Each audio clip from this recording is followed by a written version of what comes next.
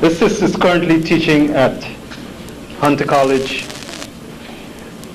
in the history department, Black Studies, Black and Puerto Rican Studies. She has been a teacher in the true sense of the word. A teacher is someone who, by their very nature, affects eternity. And anyone coming out of her class comes out transformed. And as you can see, when you leave here this afternoon, you'll have that same experience. The sister has been working in the community, aside from her teaching, over 10 years. And her commitment and sacrifice is almost to the point where we can never thank her enough for it. So this is an opportunity that I think we should take to really welcome her for her sacrifice, her commitment, and all the things she has done. But before we bring her up here, I'd like to introduce her daughter. Where's Jifa? Jifa? Back eating some food. Jifa, would you kindly stand, please? Come forward, we can't see you. You should have been doing this, you know that. Come here. Come here, sis. Come on, she's shy. You can believe that. Come here, Jifa. This is her daughter, beautiful young African sister, strong and powerful. You don't want to say anything. Okay, Jifa. Sisters and brothers, let's welcome our sister, Donna Marimba Richards.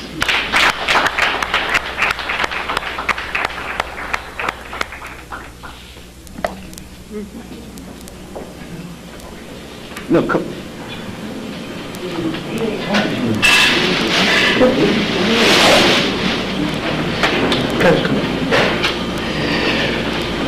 On behalf of all of us, we would like to make this presentation to the sister for all the things she's done for us over the years. Okay? From the family, from the community. Asante Sana. It's magnificent. Ma'at, which of course I will be talking about today. Oh, Asante Sana. Adukwe.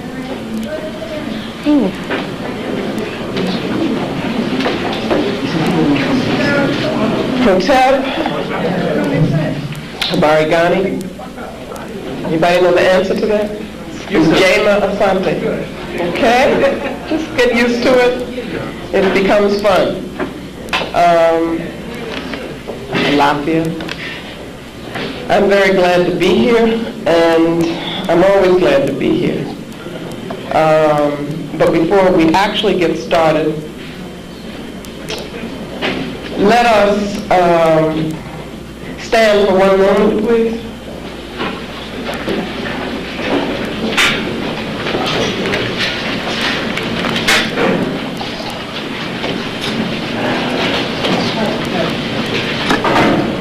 It's very important whenever we come together, especially when we are doing our serious work, that we be sure that the ancestors are here with us. So we will call them. We call upon the spirits of our ancestors, the Insamanfo, the Egun. We ask that you give us the energy to do your work. We ask that what we do here today has your blessings, and that we are able to demonstrate to you that we are accountable to you, and that we will avenge your spirits. Let us speak in Ma'at today, and let us feel our oneness in African familyhood. Ashe. Asante Sana.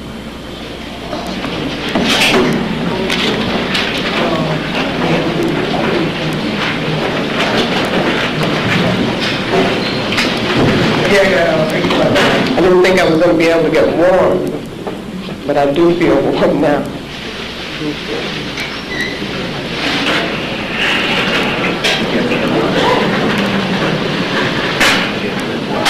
Make sure. Sure. Okay. The issues that I'm going to be raising, I'm going to be talking about, has to do with work that I've been doing over quite a long period of time. That has to do with analyzing critically the nature of European thought and behavior. And I have a major work which I hope will one day you will be able to see. It, to me, is very important that we do understand the nature of European culture, because if we don't, then what happens is we don't realize when we are taking on values, behaviors, thought habits or mental habits that indeed come from, not only come from Europe, that's not the point, but which act in the service of European power and which are actually anti-African. So we must identify those so that then we can be cleansed of them. And of course, I am going to spend some time talking about African conceptions and the African worldview, so that we can use these conceptions for the purposes of reconstruction. Let me just say that Brother Inouye said that I had been working in the community for 10 years. He was referring to a particular project, an organization. I've been working in the community much longer than that. But there is a particular project that we have, a family that we have called the African Heritage After School Program, which meets twice a week in Harlem. And we have been meeting for 10 years, and that is kind of exciting. The things that go on with these young people, to see them thinking and thinking critically and thinking from an African-centered perspective is very exciting. And I would talk to anyone who is interested in starting a similar program. You can talk to me after we speak today. This is working. Okay, so it's very important always when we talk together, when we think, to put our thoughts, our analysis into a frame of reference. One of the problems that we have is there's so much to do. The brother who is in danger of losing his life, of actually being assassinated in Philadelphia, we have to support him. We have to support our children every day who are under threat. We live in constant threat, so what happens is that it takes away sometimes from our ability to conceptualize what it is that we see ourselves as doing. It takes away from our ability to have a plan that goes beyond next week or 2 months. We need to be thinking about where we expect to be in 5 years.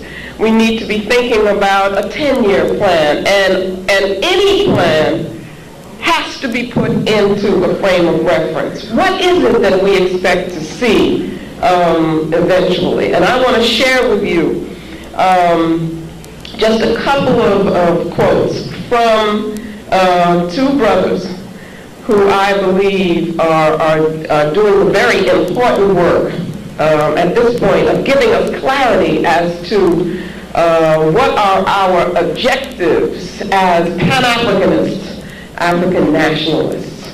The first one is Nation Building, is the book by Ajay Akoto, who has been involved in African institution building for over 20 years, has a school in D.C. That is, a group of them have a school that has been in existence for 20 years, an African independent school, which we don't have. a camp, land in Virginia. My daughter has been going to the camp for 6 years now. This is an opportunity for our young people to actually live the kinds of things that we're talking about. So institution building is extremely important, and they do that within the framework of what is called nation building. And I want to read to you from this book, which everybody should get, every African person. I always talk about 2,000 Seasons. Absolutely, you need to read that. The Healers by Aikwe Armah. But also now, I would add 2 more books, and one is Nation Building by Ajay Akoto. Let me read this. Nation building is the conscious and focused application of our people's collective resources, energies, and knowledge to the task of liberating and developing the psychic and physical space that we identify as ours. It involves the development of behaviors, values, language, institutions, and physical structures that elucidate our history and culture, concretize and protect the present, and ensure the future identity and independence of the nation. When he uses the term nation, he is referring to the African world nation. You have a building fund, you are participating in the method or the strategy of African institution building. That's what's being done, and that's what we have to do more of. The other book that everyone must read is The African Personality in America by Kobe Cambone, who came here and spoke last spring, I believe. And I just want to read one of his definitions for you and understand what I'm doing. Is there is a need for us to have clarity. When we talk about culture, we're not just, culture is political. Culture is ideological. And that's what we have to understand, and I believe that these brothers are helping us to do that. Kobe Cambone talks about that objective that we are moving towards as being the creation of the African world order. And I ask you, brothers and sisters, are you ready for power? Because I think that is part of our problem. We really don't know how to deal with power. We've been so used to being dependent and resisting oppression that we don't see that. Why are we doing that? We're doing that because our rightful place is to exercise African power in the world. He said the African world order, a pan-Africanist, nationalist, cultural organization of the world. That's what he means by the African world order. A world organization, a world rather organized around Afrocentric cultural hegemony. A societal organization spanning the whole of the African world, wherein all institutional structures are grounded in and defined by the historical, cultural, and philosophical condition indigenous to African people, protecting and preserving the African survival thrust as the center of reality. So it is with the help of these 2 brothers that I am establishing a frame of reference for our talk today. Nation building is what we need if we are to be able to experience African self-consciousness, which is a concept that Cambone has. Now, I have developed in my work some concepts to help me analyze European culture, thought, and behavior.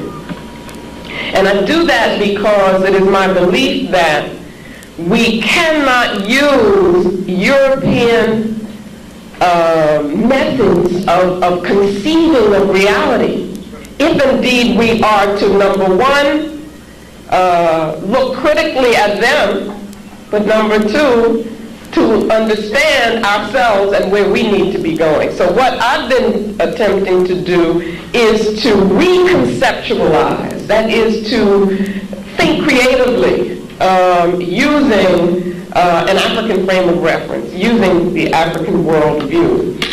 In addition to that, I have attempted to use African words, use terminology that I take from African languages, because I believe that language also is intimately connected to how we think. Language is one of the most important and critical aspects of culture.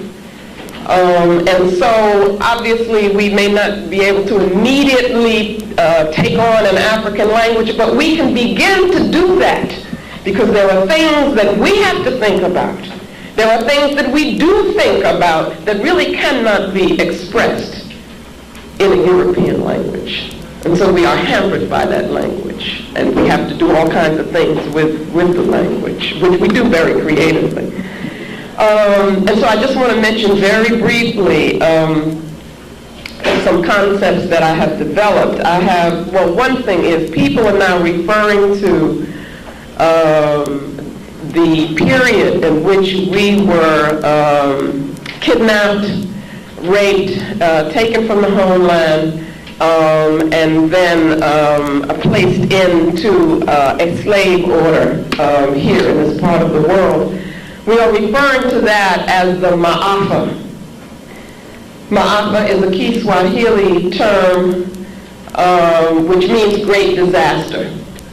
And I just got to the point, I didn't want to be talking about the African Holocaust, as if we're, referring, there's another Holocaust, and then this is ours, and so forth. And I just wanted to get us used to using some African terms. So in Let the Circle Be Unbroken, which is a small book that I do not have with me today, I introduced the term the Maafa. So if you hear it, that's what it's referring to. And it's very easy, and we can all do that. We can do it with our children. We can get used to it, okay? Now, M-A-A-F-A. Very simple, Maafa. Another term, Asili. I use this as a concept to refer to the germinating seed of culture, of any particular culture. Asili means seed in Kiswahili. It also means origin. It also refers to the nature of a thing, to its essence. And so I use this, the concept was that if you could look at a culture and identify its asili, its seed, then you could understand how everything relates in the culture. So that asili in this sense becomes something like the DNA of a culture. That is, it's a germinating principle. It is a genetic information that once that asili is in place, it will seek to fulfill itself. And everything that the people within the culture create will be in the fulfillment, towards the fulfillment of that asili. Okay? A-S-I-L-I, asili. And I want to show you how it works. I got the opportunity in our session with the youth on Friday to use it with them to show them how they could analyze European behavior. We looked at the New York Times, and there was on the front page the reporting of Bush sending 28,000 troops into Somalia, right? So I said to them, after explaining the concept, we've had a lot of discussion, so they're prepared for this. Why is he doing this? Okay, I said, now suppose he says, we're doing this because we want to help African people, right? So how do you use the concept of asili to help you know why he is doing that? Well, In my analysis of European culture, I've come to the conclusion that the European Asili is based around the pursuit of European power. And what that means is that every single thing that Europeans do is about the achievement of European power, which of course implies the domination of African people and other quote-unquote non-European people, okay, or other majority peoples. So that you look again at that article and you're not confused, because you say, no, Bush couldn't be sending in those troops because he cares about us. He's got to be doing that in the pursuit of European power. That's very simple. But that's what we need. We need something to clarify everything for us, because we get confused. We get the good white people, you see, coming at us and we say, oh, well, that's different. Doesn't fit. But if we use the concept of Asili, we will understand that whatever it is that they are doing, whatever terms they use, however they come at you, you need to be thinking about what? How is this going to facilitate their power and help them to dominate me? Okay, so that's how I have used the concept so that I can then look at various aspects of the culture and show how it all fits. And when I say that, I mean you can explain how their concepts of beauty fit into that. You can explain how their religion, you see, fits into the pursuit of European power. Those are the kinds of things that confuse us. And what I do, because I think it's the most important, you can explain how, or you can see how, academic institutions also exist so that Europeans can control our minds. Do you see? Because very often, usually, we want to keep that separate and say, no, that's not about ideology. But it is. Believe me, it is. And that's what I'm trying to show. So that what happens to us is that when we think that we are learning, and we are in these institutions, we are actually kind of taking on European assumptions and presuppositions about the nature of reality. And those are very different from African assumptions and presuppositions about the nature of reality. Presupposition, we only mean that's what happens even before you begin to argue about something. You've got that in place already. We're not aware of what it is that we're picking up from these European conceptions that actually goes against the African spirit. And that's what happens to us in these academic institutions. The academic institutions have been, along with the missionaries and the religion, has been one of the strongest weapons in terms of the destruction, or I should say the colonization of the African mind, okay?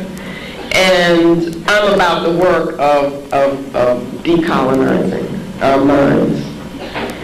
So, in order to cleanse ourselves, then we've got to know first what it is that we are cleansing ourselves of. We've got to first recognize it. So what I want to do now is to, as quickly as I can, go through some of the more salient aspects of European thought, European conception of reality. And what I'd like to happen is that as I'm speaking, you begin to think Well, is there another way to conceive of reality?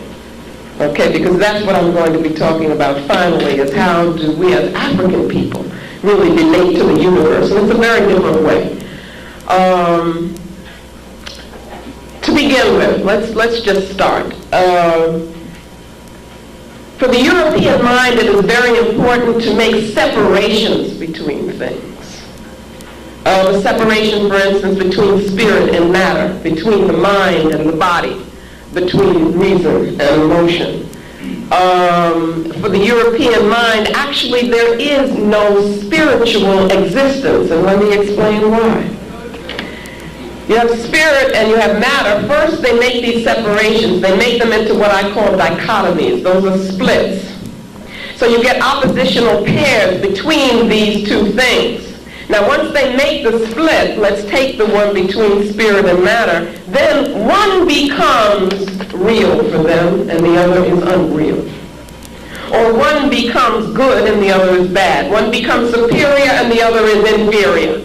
That is how the European mind works. Why does it work that way? Because it is preparing the world for European power. Because the term that is the superior, the better, the real, is supposed to have power over that one which is the opposite. Okay? The example of spirit and matter is that matter is real for them. Spirit isn't. So as much as they may sometimes use the word spirit or spirituality, they don't have a clue to what African people are talking about when they talk about spirituality. And what I'm arguing today is that as we begin to take on these concepts, as we think we're becoming more educated, what we're really doing is denying our African spirituality, because then we don't want to believe in it anymore either. Okay? Obviously, male and female. That becomes a value dichotomy for them, where male represents the superior, female is the inferior, and therefore is to be dominated, controlled, oppressed, and so forth. So you see how it works. It has to work that way, because you can't have power over other unless there is an other to have power over. So that what they do is to continually make these splits, these dichotomies, to facilitate that way of thinking. Also, their thinking is very fragmented.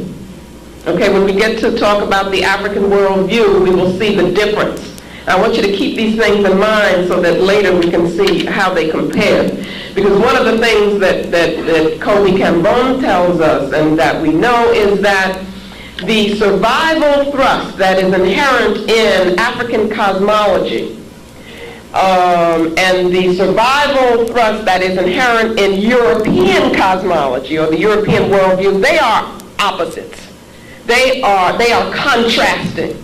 They are different in such a vital way that our existence here in this place is, we're constantly under threat because we're in an anti-African environment. And that's because of the nature of the European worldview. Its very nature is anti-African. Analysis. That is a method that they use for thinking. All people have to be analytical. We have to be analytical. It's very important. But for them, analysis is the splitting up of things. It is the tearing apart. And so they have to understand everything by tearing it apart. That's the only way that they can relate to things. They can never reach the highest level of thought, which is synthesis. It is when you're able to bring things together as a whole. And that's our legacy. Our ancestral legacy as African people is understanding the whole and how each part relates to it, so that the European mind cannot integrate well. It cannot synthesize. Now, another reason for that is that the way the universe works and that our ancestors understand is that it is rhythm. That it explains to us how the universe is a whole, how things relate to each other, how things are joined. Rhythm is the key. If you can find the rhythm, then you can understand how everything becomes part of everything else. For the European, they have difficulty. They can't deal with the rhythm. So what do? They have to break the rhythm. They have to slow everything down, and that's what they're doing in their form of analysis. Again, if we use their methods, then we're only working with 1/4 of our minds or of our being. We're not using that pineal gland, right? We're not using that spirituality, which really gives you an understanding of cosmic reality and universal reality. Also, what happens from this is that the European needs to separate himself from the universe. Now, I think partly we can talk about this at another time, but it may be partly because they are actually, in their very being, represent something which is not a part of the natural universe. That is, and so they experience themselves, you see, as being separate from it. But that isolation, that separation between self and other, results in what we call the ego. The ego, which becomes hardened, becomes defensive, which leads to the concept of individualism. You see, you think of yourself as just being separate, and you're separate from other selves. And in being separate from other selves, you got to compete with them. You got to fight with them. And that's what they're all about. Okay, but some of the other implications of that are, for them, a chronic loneliness, an alienation from nature, an alienation from the universe. This is not something that Africans suffered from, you see, when we are in our civilizations. We have to understand that. The concept of objectification. What that says is that in order to know anything, you must separate yourself from it. Now that's what the Greeks talked about, maybe 2,000, whatever years ago. And that has been a consistent assumption in European thought ever since. That is, that the universe can be objectified, nature can be objectified, another person can be objectified, and must be if I am to have knowledge of it. Now what I want to show you is how that relates to behavior. Because if you believe that something is an object, then you can do anything to it. You can kill your children, because you're not really joined to them, you see, spiritually. Nature you can destroy, because nature is an object. So we have to understand that how the conceptualization of reality relates to behavior and encourages a particular kind of behavior. And we've seen that behavior. So in this process also, nature becomes desacralized. It is no longer sacred. The human self, of course, is not spirit. It is despiritualized. It is disconnected. The primary reality, or the highest form of truth for them, is what they call a fact. Now you got to think about that. What is a fact? And we say, well, just give me the facts. The idea of a fact is something which is totally divorced from context. What is context? Context is how we get meaning. If you want to know the meaning of a word or the connotation of a word, you look at a sentence. You see how it's used in a sentence. You do the same thing. You take a sentence and you put it into a paragraph. You're giving it context. Take Africans out of their context and we don't know what's going on. You see? And that's how we're existing. For them, knowledge should not have any meaning. And so they talk about facts as being the highest level of knowledge. That could never be the highest level of knowledge for African people. For us, knowledge has to have meaning. Truth, that is, has to have meaning. The only reality for them is matter. So they exist in a materialized universe which is profane, so that money becomes the symbol of value. It is the symbol of value of things, objects. The concept of time that comes with this European conceptual framework is lineal. It is only lineal. That's all it can be. It is limited in that sense, and it moves along one line. It's unilineal. For us, when we think in terms of lineal time, we're only thinking on a secular level. That's only profane. For us, sacred time is non-lineal time. The Europeans cannot get to that level. So for them, to speak of the past, the present, and the future is to speak of three different things which cannot connect. For us, we live with our ancestors because they're not in the past. You see, they're in a time where we all are together. We can know the future because the future is part of what we are. So we go to our priests and we have readings. That's what we're talking about because we're existing on a sacred level at that time. We still exist in lineal time. You plan for tomorrow when you get up and you go to work and so forth, but that's not all there is. There has to be more. There has to be another level. For the European, there's only that level. That's what we have to understand. It is very limited. What happens also with this, well, of course, for them, there's no ancestral presence. They don't believe in the ancestral presence. As much as they may talk about Columbus or Washington or so forth, they only see that as kind of validating who they are and forcing that into our consciousness. But when we talk about our ancestors, we're talking about a presence that helps to form who we are and helps to form our consciousness. And so what you get from this is an evolutionary, a unilineal, one line, unidirectional evolutionary model. And if you think about it, that's how they teach all history, science, anthropology, and everything. So what they can say is that all of humanity is moving towards civilization. But they haven't reached it yet. But who has reached it? They have.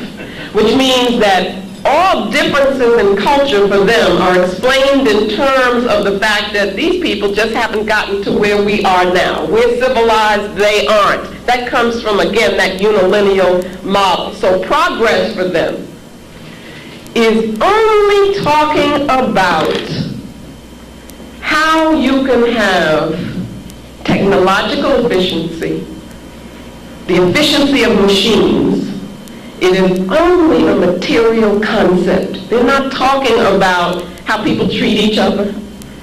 You know, they're not talking about morality. They're not talking about how we regard children, relationships, marriage, anything like that. As long as they can show that we're defeating nature, you know, we're beating nature, you're conquering nature, then for them that's progress. And again, it's that unilineal model where it's got to be getting better and better and better. If we look at our ancient civilizations and we think about some of the knowledge, the wisdom that existed in those civilizations, then you really have to wonder, do people know more now? You see? What also comes from this lineal concept is this idea of, well, their idea of a future is unknown, it's abstract, and it's frightening. And so what they try to do is to predict it as much as possible, and that's what science is about for them, is how they can gain control, you see, of a future that they really don't understand. Because they don't understand time. They don't understand human existence. That's the purpose of European science, is to try to gain a sense of security in a universe that they are not secure in, because they're not at home, you see, with the world. You hear them talking about writing all the time, and writing being the hallmark of civilization. Why do they put so much emphasis on what I call the written or literal modality? That's because, again, they're thinking simplistically. The sense in which they use writing, very different from how our ancestors used writing, which has to do, again, with more than just a profane level. It has to do with symbolism. For them, there's no symbolism in the literal mode. It is simplistic, it is surface, it is superficial, and it is one-dimensional. And it is used, again, to give the illusion of European power. Because then all the books that they have, and they talk about their written law and so forth and so on. But what that's really doing is only, what you can get through their books is only the outer, what we call the exoteric, ex meaning out, okay? And which for us as African people is the least important. The most important is what? The inner. You see, the esoteric. And that you can't get in the way that Europeans use writing. You could get it from our ancient forms of writing and some of the forms of writing that we need to study that exist right now in African cultures. And that are these some symbolic systems that are throughout the continent, like Adinkra, for instance. That's just, I'm giving you one that you may know of, the Adinkra among the Akan people that we find mostly in Ghana. You see the symbols. It's on something. Okay. I knew it had to be somewhere. That's called Jinyame, which represents the omnipotence of the creative principle. Now think about how complex that kind of concept is. You see? I'm just telling you one. You have the whole system of gold weights, which is so much more than material objects. They represent ideas and thoughts and feelings and the essence of things. So I would suggest anybody who's interested in studying African culture and African thought that you look at these various symbolic systems, which you find in South Africa, East Africa, all over the continent. It is this that the European does not have. You see, and you see how they can take something which is really lacking. They're lacking in things. It's a limitation, and then make it what is the essence, they say, of being civilized. Okay, and really it is what I call reductionist. Their thought is reductionist, and by that I mean it reduces everything to its most superficial level, so that their understanding can't go beyond that level. You see, if you're using these kinds of concepts, so it can never get to the level that we need, because as Africans we need spirit, we need meaning. Their logic, which you've been taught to just revere in your high school and in your college career and so forth, is what we call Aristotelian logic, is very simplistic. It is either or logic based on a law of contradiction. Something is either this or it's that. That is not how reality is. And Africans have understood that there's much more complexity in terms of how you understand things. But again, the European needed to make it very simple, you see, because that's how he could understand. But then he's going to tell us, as we talk, that we're not being logical, you see, using his concept of logic. Okay, again, the concept of progress is anti-nature. It is really concerned with the obliteration of nature. That's what they really are attempting to do. And obviously the laws, the universal laws are saying, you mess with me and you pay a price. And they still don't really understand that. And all this talk that you hear about ecology and so forth is so surface.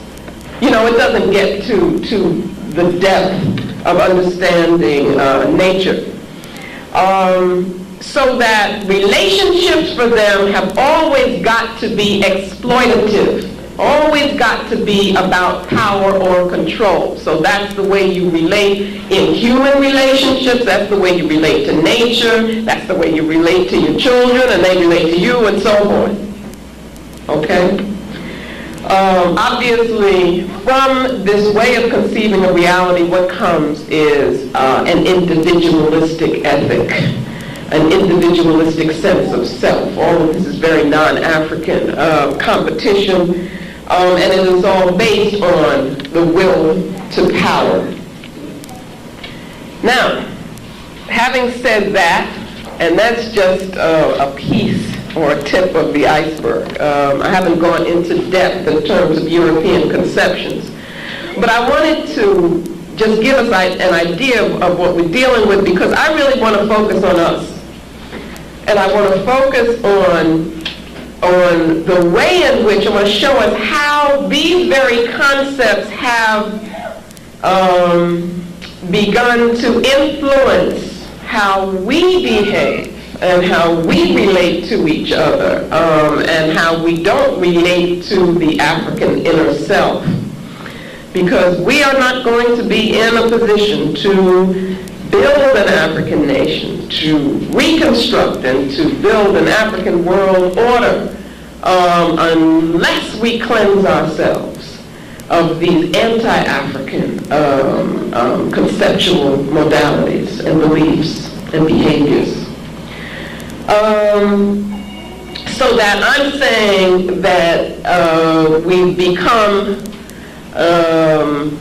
how should I put it, almost contaminated in a sense by them. We have to look at that almost like it's a disease, and so you need healing.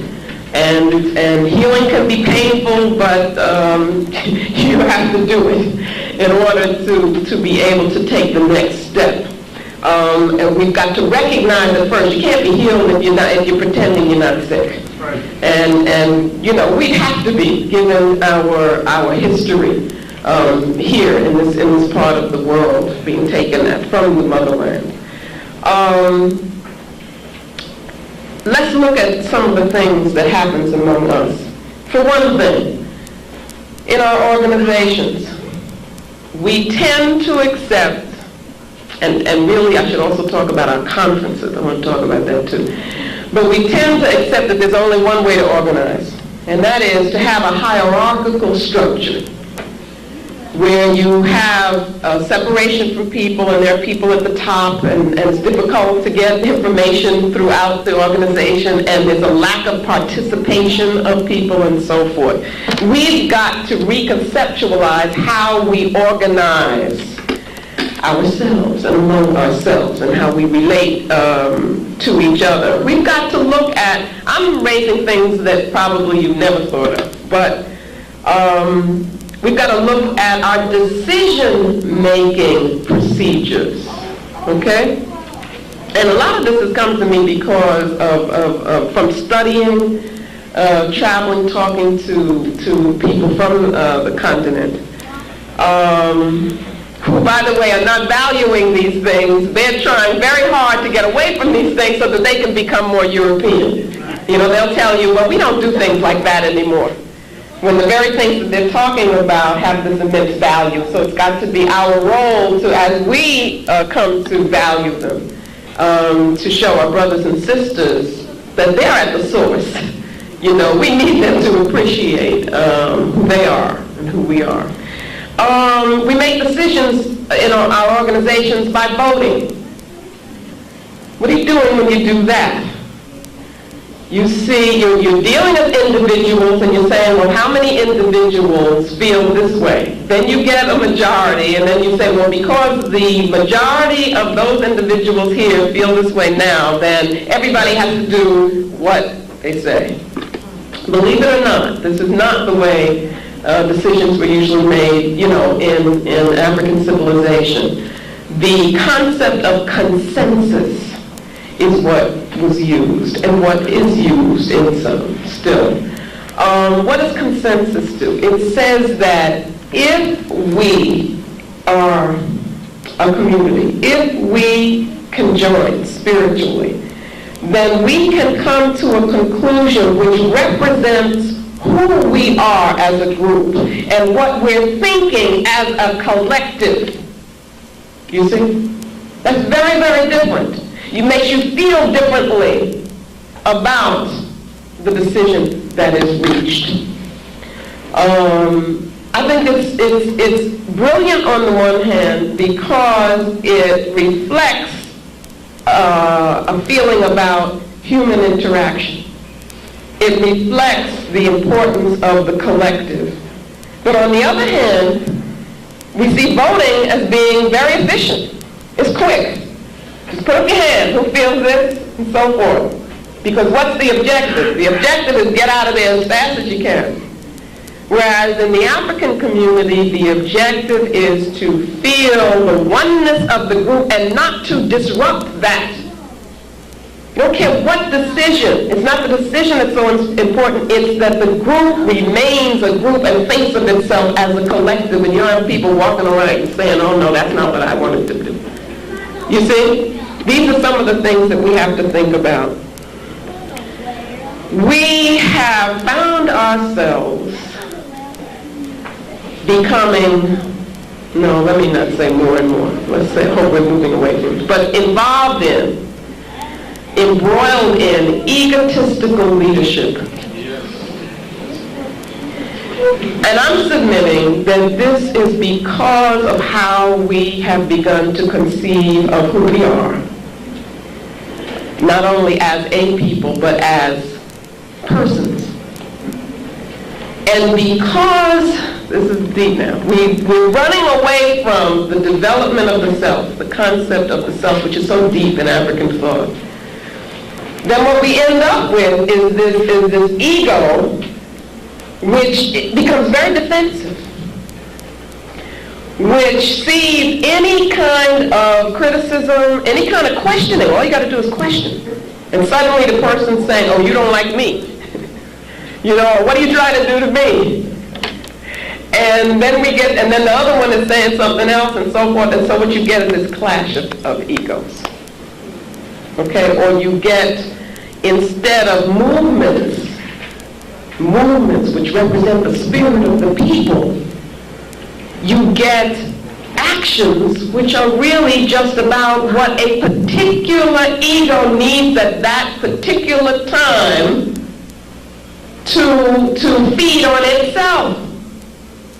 We have to look at that. We have to look at our political behavior now. We have to look at our organizing, our movements, and so forth, and see what's really happening. I want you to use some of these things afterwards and see if you can't see what I'm seeing in another way. The concept of the ego is not an African concept. Okay, it comes out of a very bankrupt, very sick, patriarchal theory of human psychological development. Comes from Freud. And people all around Freud, before Freud, very, very sick. But we accept that, and we become embroiled in it, as I said. Okay, where our goal is no longer what is it that the collective needs. And I'm here working for the collective is rather how popular can I look? You know, what's my image? How can I get a large audience to praise me? How can I use the media? How many shows can I get on? You see, and then we find ourselves relating to that. When we see that, oh, that's a leader. No, what we've got to be about has got to be something with much more depth. We also have become involved in controlling relationships with each other, exploitative relationships with each other. These are things that we have got to start looking at. Because we're not talking about taking power and then being or trying to be European. That would be crazy. We're talking about returning to our centers, which is African. We have become very patriarchal. which is totally non-African. I can't tell you how non-African that is. I mean, I don't even think, and Diop in his studies hit on something which is so deep, so fundamental, and so little understood. I don't even think he understood it. I really don't. But he touched on it, so we should take it from there and then really study it and understand it. And that's when he talked about the matriarchal nature of the Southern cradle or of African civilization as opposed to the patriarchal nature of Europe. But that what he calls matriarchal, which we could call matrifocal, mother-centered, that's a very, very deep spiritual concept. It goes beyond just talking about women and men. It's very deep. And that's what we need to come back to. But at any rate, I'm saying that now we have accepted a patriarchal model, and because our people in general are not developing themselves, their inner selves, as they should, you get insecurity on the part of our men, who then must express that in terms of a need to dominate women. That's not an African model, because in the African model, there is neither domination of one or the other. We can't function that way. Aikwe Armand talks about that. The European feminist movement is about women dominating. You see what I'm saying? Or becoming men, or whatever. It doesn't speak to anything that we need to be talking about, because they have to see things as I dominate you or you dominate me. Whereas for us it doesn't work that way, and we'll see what happens when we come to the African worldview. We have become very materialistic. Very materialistic. Where our goals are all in terms of our material goals, where we're measuring success in terms of material possessions. Even the ideologies that we look to, that we think are revolutionary, hear what I'm saying? Are very materialistic. They're not dealing with spirit. We need an African revolutionary ideology. Do you understand?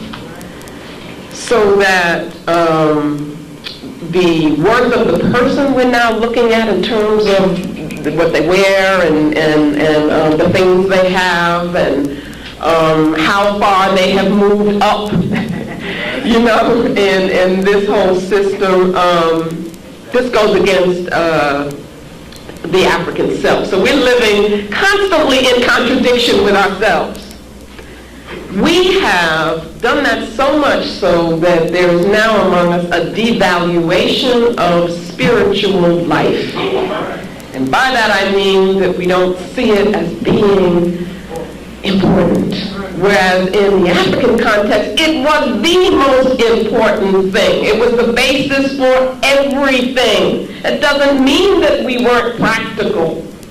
Doesn't mean that we didn't plan, that we didn't build, but we did that all for a reason, and the reason was a spiritual reason.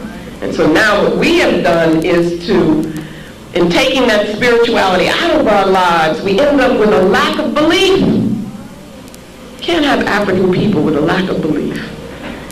Spirit has no place, or the spiritual has no place in our organizations. Think about it.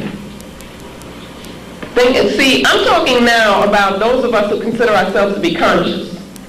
You see, I'm talking about myself, you, and everybody here. I'm not just here to say, oh, we're doing the right thing and they're doing the wrong thing. I'm saying that there are things that we need to look at that we're not looking at, okay?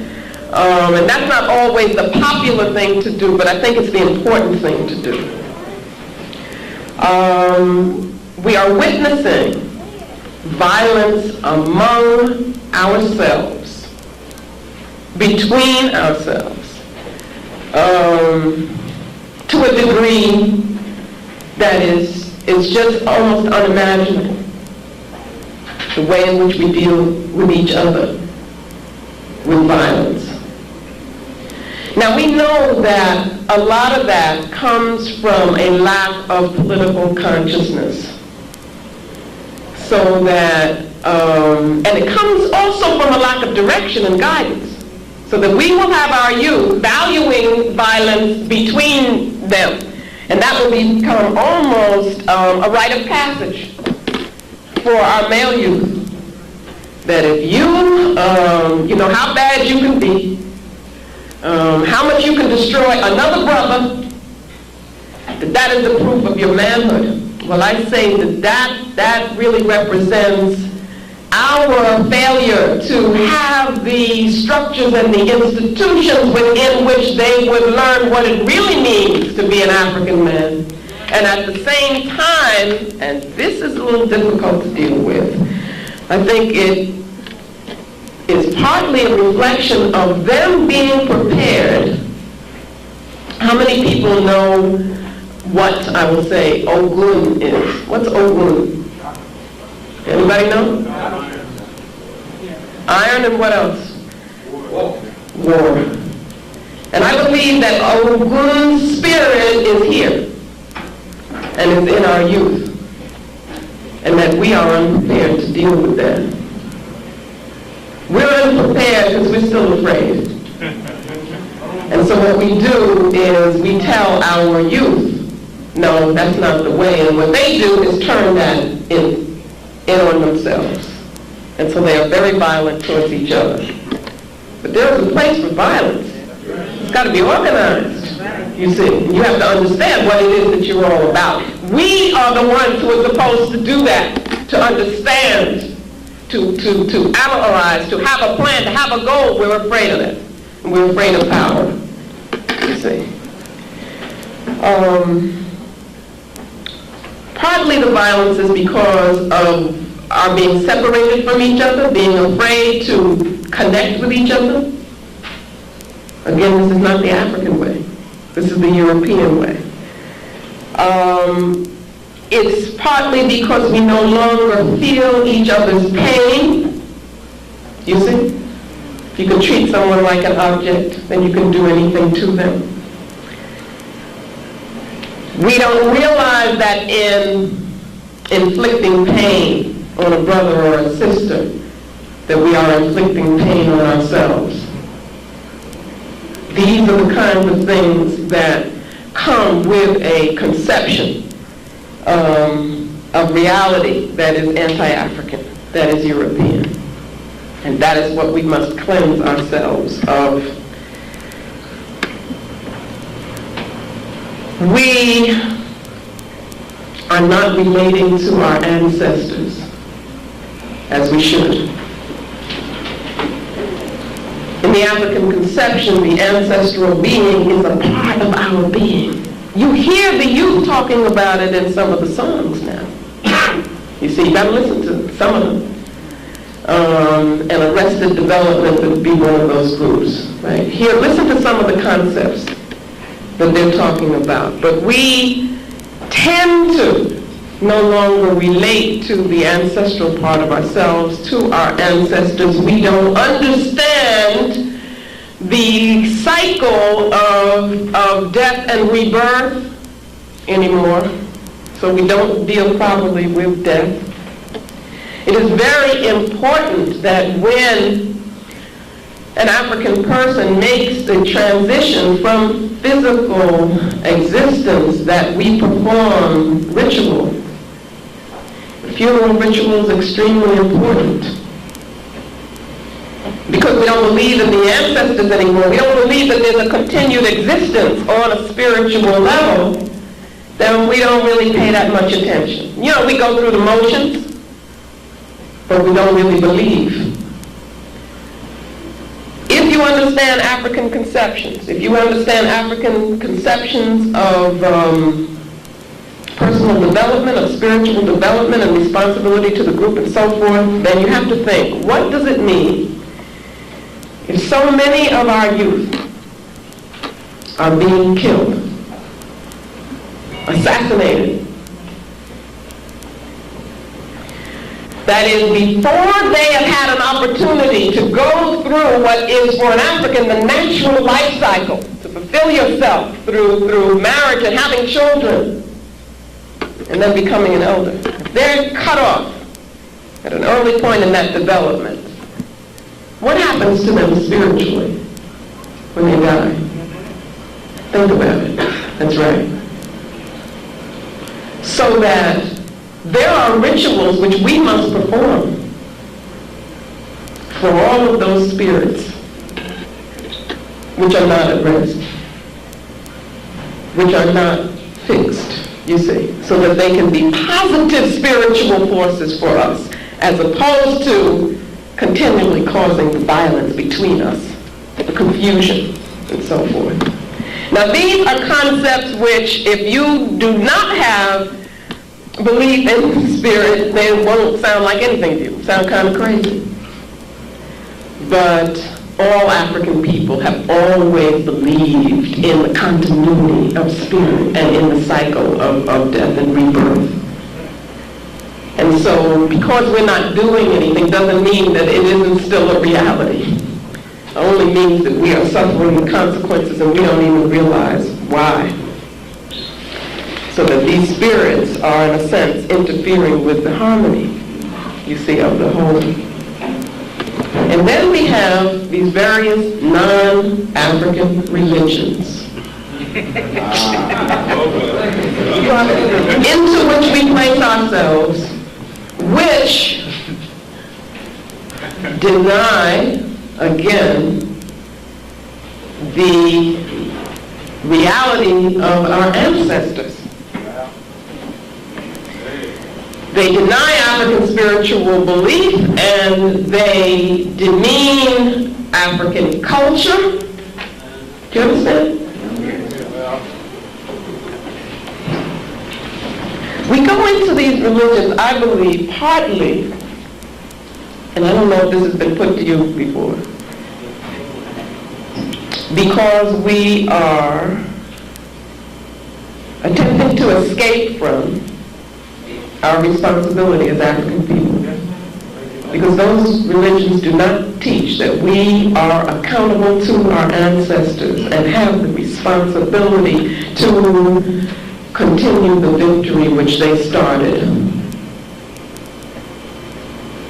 We have the responsibility to do ma'at, to set things in place, to restore the balance. That we cannot pretend that the ma'afa is over. Those religions aren't going to teach you that. But African Ancestor Communion says that you're responsible for the ancestors, because you are the ancestors and they are you.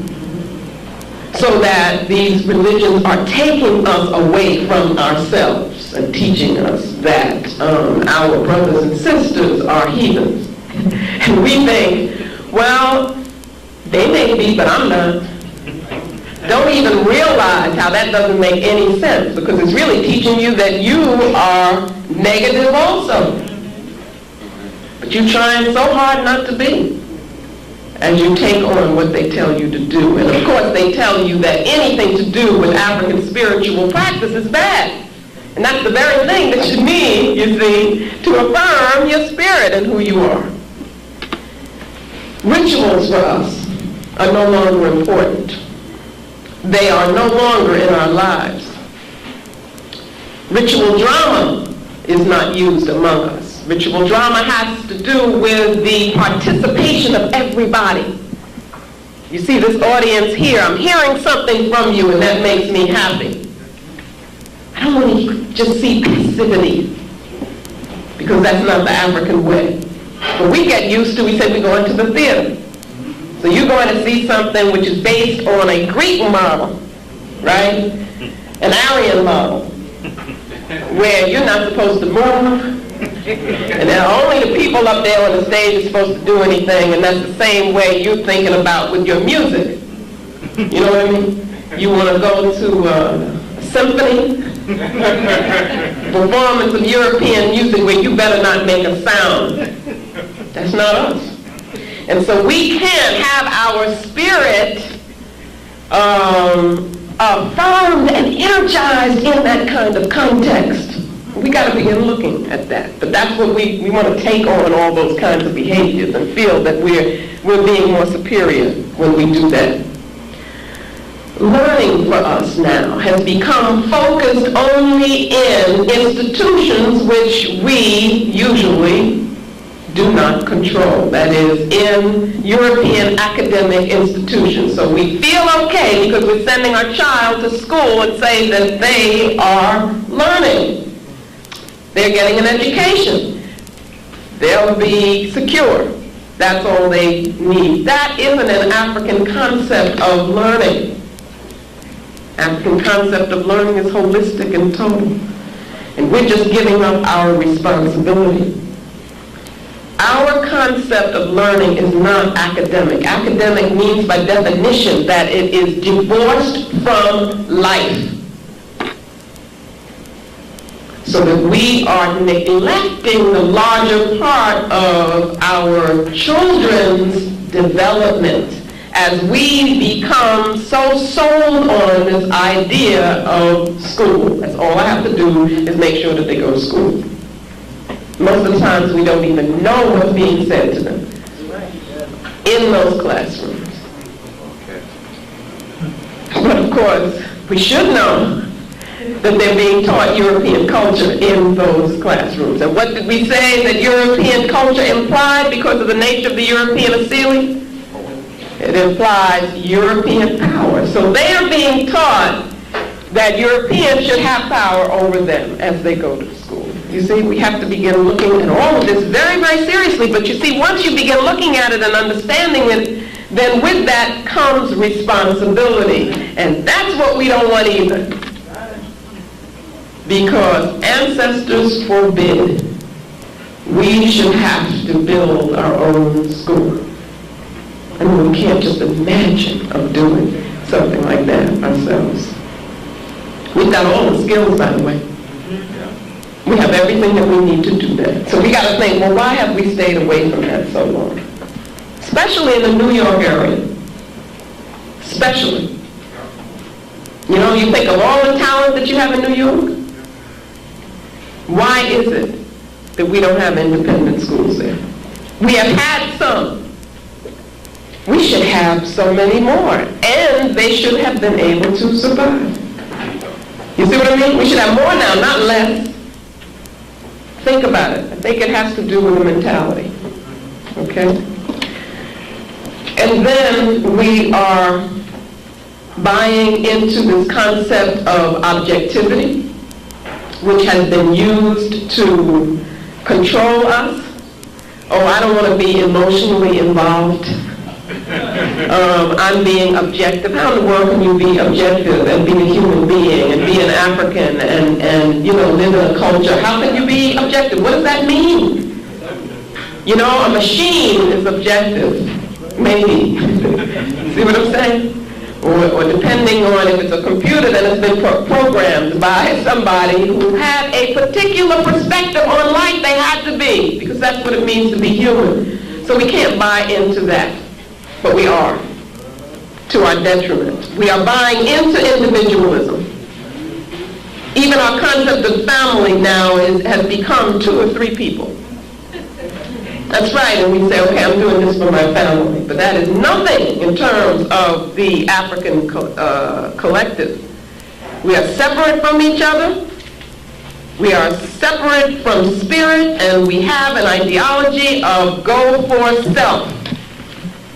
Let me make it myself. And that's what our youth are learning, and that's the most detrimental thing to an African consciousness.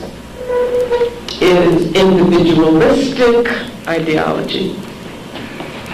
And we have to look at how much we have accepted that. What that also means is that we have a lack of sense of accountability. You see, we can't blame our children for doing what comes right out of what we're doing. Who are we accountable to? Remember those egotistical leaders I talked about before? You know what our problem is? Who are they accountable to? Nobody.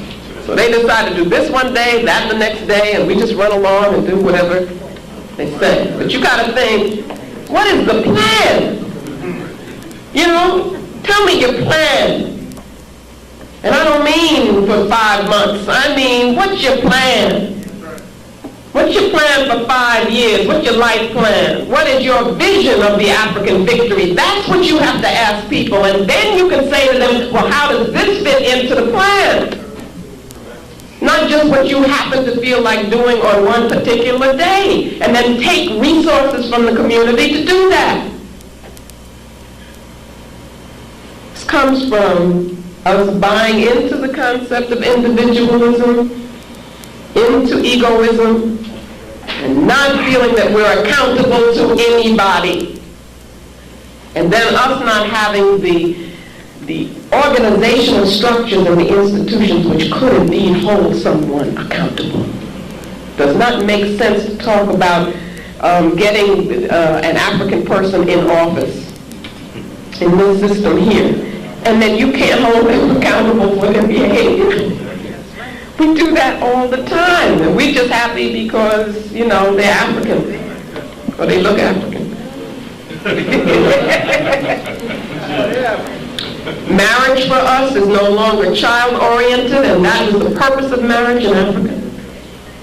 Our lives are not committed to our children first. We don't have a priority on children. That's why we don't build schools, by the way, because we don't see these young minds as being the most important thing that we have.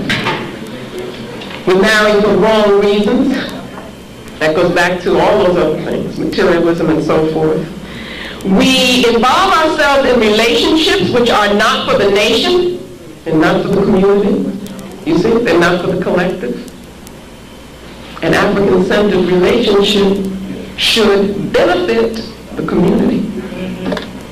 Those are the kinds of things you have to ask yourself when you begin thinking about who you're relating to and so forth.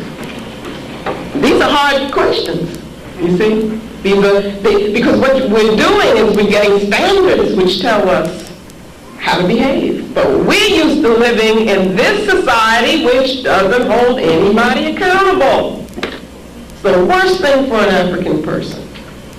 Go for yourself. Whatever makes you happy. There is no longer a development of the self, a concept of how intensely one must work on developing the self. That's work. So again, we want to run away from it. Okay, you don't see on television, they're not telling you develop the self. They're telling you buy this product, buy that product, or this is the way that you should relate to your heroes or whatever, you know. They're telling you what they want you to do.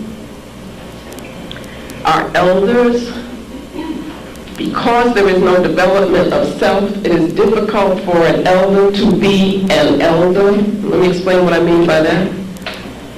An elder is not, in the African conception, just a person who is old. Why do I say that? Because what would have been assumed in the African conception is that with that age would have come the experience and the knowledge of the culture which you could then use to teach others. Now, it's just a matter of getting old. You see, we don't understand the role of an elder. It's a very serious responsibility. And then we don't have the respect for the elders. So you see how those things feed on each other. And now I'm going to deal with something very, hard to talk about in a group and a large audience, but I think it's very important because I want to show you how I'm consistent in everything that I talk about. And I'm doing this because of how much I love African people, and I believe that it's urgent. Brother said earlier, it's urgent. This is urgent. The time is now. We no longer have a spiritual concept of sexuality. Yes, ma'am. Get on. Come on. We see people as sex objects, and therefore they're no longer human. It's not an African concept. Therefore, we engage in what I call profane sex. Let me tell you what I mean by that. There is no sacred concept of the interaction of human beings, so that, and I say this word sex is, to me, a European concept. It becomes a commodity. It can be a commodity. It can be bought and sold. We become promiscuous. We have no discretion. We involve ourselves in sexual behavior which expresses only narcissism. Okay? And I may be stepping on people's toes or whatever, but I believe that all of this is a part of nation building. It's got to be. I mean, in Africa, it certainly was. Accountability also. Yes, ma'am. In Africa, how you expressed your sexuality was seen as important as how you plowed the fields, as how you organized the warriors to defend the group. It's all, we are whole beings, okay? Narcissism is fixing on and seeing everything in terms of the physical pleasure, or what you think is the physical pleasure of the individual self. That's all it is. We live here in Babylon, in a society which is narcissistic. And I'm saying that we have taken that on. And that accounts for many of the sexual behaviors that people are involved in. Do you understand? And I'm going to show you a very, very different concept. That kind of idea of sex is anti-life, by the way. The African Asili is pro-life. I want you to keep that in mind. And you can only get that kind of concept by separating the physical, you see, from the spiritual, and then denying the spiritual. Everything becomes physical. Okay, I'm going to jump to another area, and that is our dependence on Western medicine. And by that I mean, I'm not saying, you don't go to the doctor and so forth and so on. I'm not saying that. I'm saying we have become totally dependent on a particular concept of, I don't want to call it healing because it ain't a concept of healing, right? I don't know what to call it, but in that concept is no idea of prevention. They cannot talk about prevention. They tell you it's prevention, but when you look at what they're talking about early detection. Is that prevention, I ask you? Did you ever think about that? Just finding this disease, in its early stages. That's not prevention. So if you ask them, well, how do I keep myself from getting that? They can't tell you.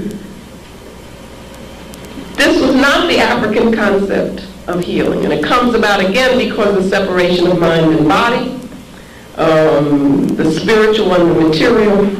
And so what happens within the context of Western medicine is that the symptom is treated even if it means causing something else, as long as you get rid of whatever that symptom is for that period of time. You haven't gotten to the source of it, it doesn't matter. And that's what we're involved in. So we're involved in just taking a whole lot of pills and artificial synthetic things that obviously are poisonous to the body. So what I'm saying is, you have to understand that most of the physicians that you will go to have not been, they haven't learned anything about diet. They don't know anything about nutrition, because that's not what's taught in the medical schools in this country. Okay? And of course, spirit for them is unimportant. They don't know anything about the spirit. Now, an African would ask, how in the world could you heal me if you don't know anything about the spirit?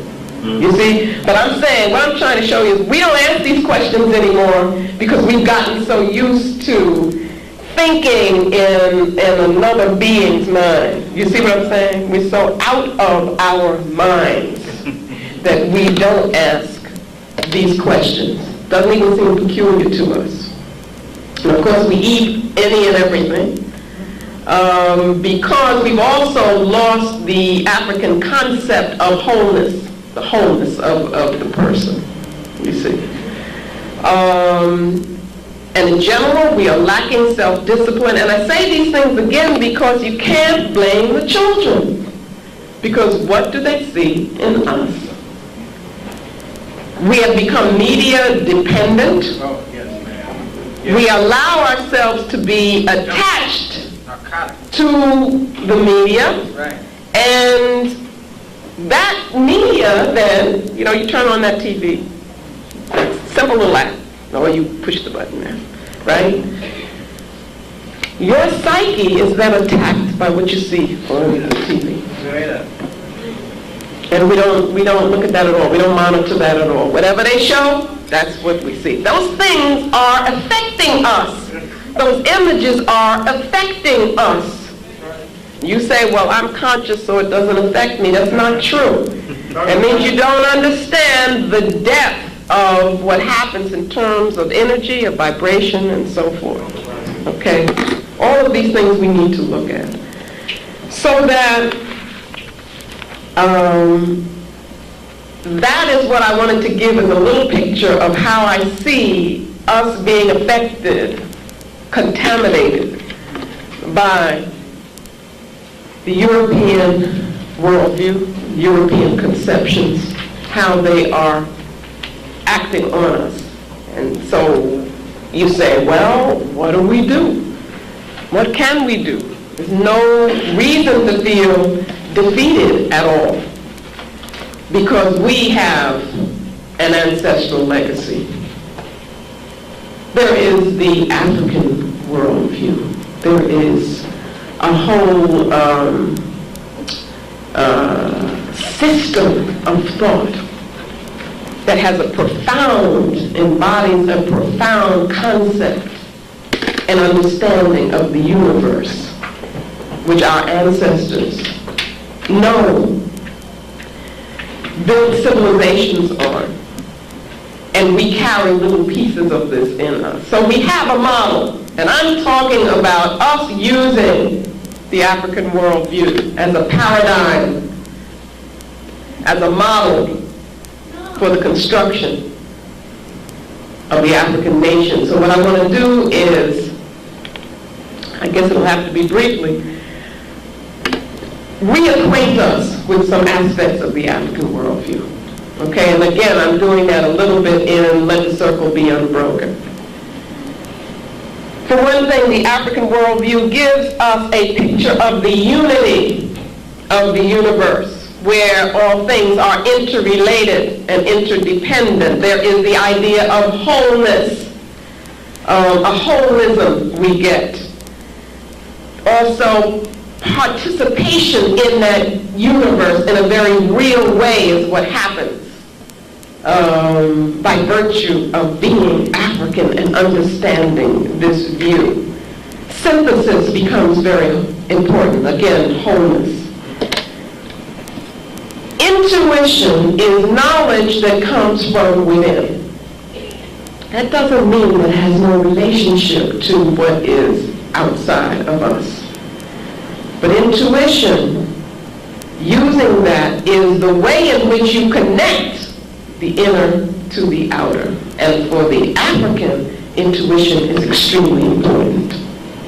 You see, being involved in what you know is very important, and that's what part of what we mean by intuition. What we also mean by intuition is that we believe that there is an ancestral consciousness that exists in all African people, and that what intuition is the tapping into that consciousness so that we are able to get knowledge from the collective, from the ancestral being, which in turn is connected to the universe. You see, it's a very deep kind of concept. But if you talk about science here, they're not going to talk about intuition as being important. In fact, they're going to tell you don't use that. Cut your feelings away. And that's what you're learning in the classroom, is get rid of your feelings, your emotions. African's not going to tell you that. You better use that. You see, if you don't know anything, you better use what's in here. Learn how to hear it and how to be in tune with it. Our conception of the universe is as of energy and forces interacting with each other, and that we need to understand how those energies and how those forces interact so that we can use them to live a better life, to be a stronger person, to build a stronger community. So that spiritual life and practice for African people, which is much more than what you call religion, spiritual life involves relating to the forces of nature, the forces of the universe, okay? And learning how to open yourself up to those energies. And learning also how to practice the very important principle of the African worldview, reciprocity. How that practice helps keep things in balance, so that much of what we do, and you're told these heathen rituals and so forth, is us involving ourselves in a process which is reciprocal with the energies, the Orisha, the Vodun, which can empower us. Now, if we are getting energy from them, we must give energy back, because the African being is very powerful. We're not passive, we participate, we're involved. And that's what we're doing when we give offering. That's what we're doing when we symbolize, when we pour the water, is that we are asking and so we must give. You see? That concept of reciprocity keeps us from having an exploitative concept of relationship to the universe. Nature in the African view becomes sacred. Nature symbolizes for us the sacred laws and principles of the universe, so that when we see a river and we watch how it works, how it becomes high and low and so forth, we understand that something sacred is being said to us, and that there's a special power that that river has, so we want to relate to that. The earth, the mountains around us, in every birth of a human being, we see something sacred. You see, so you have a whole different sense of how one learns. One learns also from nature. Not also, but very importantly, one learns from nature. Harmony becomes a goal, the harmonious order. We have a concept of the self which is much more expansive than the European concept. It is not a limited ego. Rather, it is a personal self as being expanded to the communal self, which then understands itself as part of the cosmic self. So, in me is the universe. That's what Africans understand. In you is the universe, so that as you come to know self, what are you learning? You're learning the nature of the universe. A Zulu saying says, Umuntu, Ungumuntu, Ungabantu. Anybody can translate that? Not yet. Not yet. But you will after today. A person is a person because there are people. I repeat it. Yeah, do it again because he just missed it on the tape. What? Umuntu. Is it ready? Excellent. Okay. Umuntu, Ungumuntu, Ungabantu. Bantu meaning people. Okay, which is a linguistic term. Yes, ma'am. It's not a racial term. A person is a person because there are people. You understand what that means?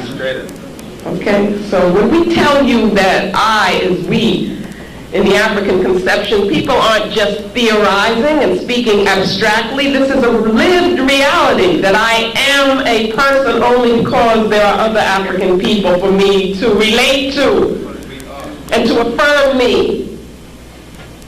Do you understand? So that gives us, see how rich this is in terms of us organizing ourselves, reconstructing our communities, and rebuilding an African world order. Human life in the African conception, that is the life of a human being, is a spiritual journey. We have to understand that. We can't avoid that spiritual journey. That's something you got to be involved in because you were born African. It is a process of continual spiritual development. And with that process, as you learn more, then you have a responsibility to teach those who do not know, that is, those who are younger than you. And the culture is organized in such a way that it's guaranteed that you are involved in this learning process. That's what African civilization is all about. They don't take chances with things and say, well, I just hope she turns out right. At every juncture of your life, there are processes that you are going through that are telling you what is the correct way to behave. It's giving you the consciousness of the group, is making it incumbent upon you to defend the group, you see, and to perpetuate the culture. That's what you're learning. That's not what our children are learning in the schools that we send them to. They are learning how to perpetuate European hegemony, or European control of the world. Now I want to move to the Mawu principle. I call it the Mawu principle. And Mawu is a term that we get from the Fon people, F-O-N, of ancient Dahomey, the Republic of Benin now. I believe that's still the name. Mawu represents wisdom. Spell it. M-A-W-U. The East, the night, the moon. And Mawu is paired with her twin, Lisa, L-I-S-A. And that's in Fon language. And there that represents the male.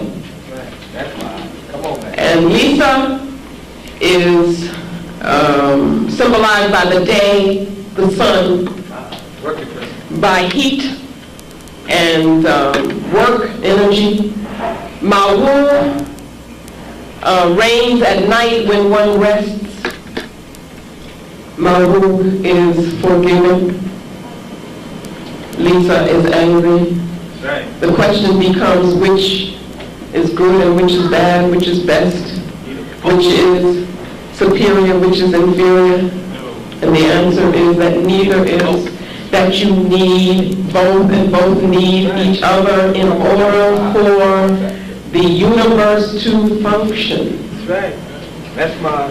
And I speak now of the Mawu principle as being recognized as an important ingredient in African civilization. We cannot live in denial of that principle. In fact, we don't even understand now the Lisa principle, which would be in terms of the complementary part of that. We are functioning with a European concept of man,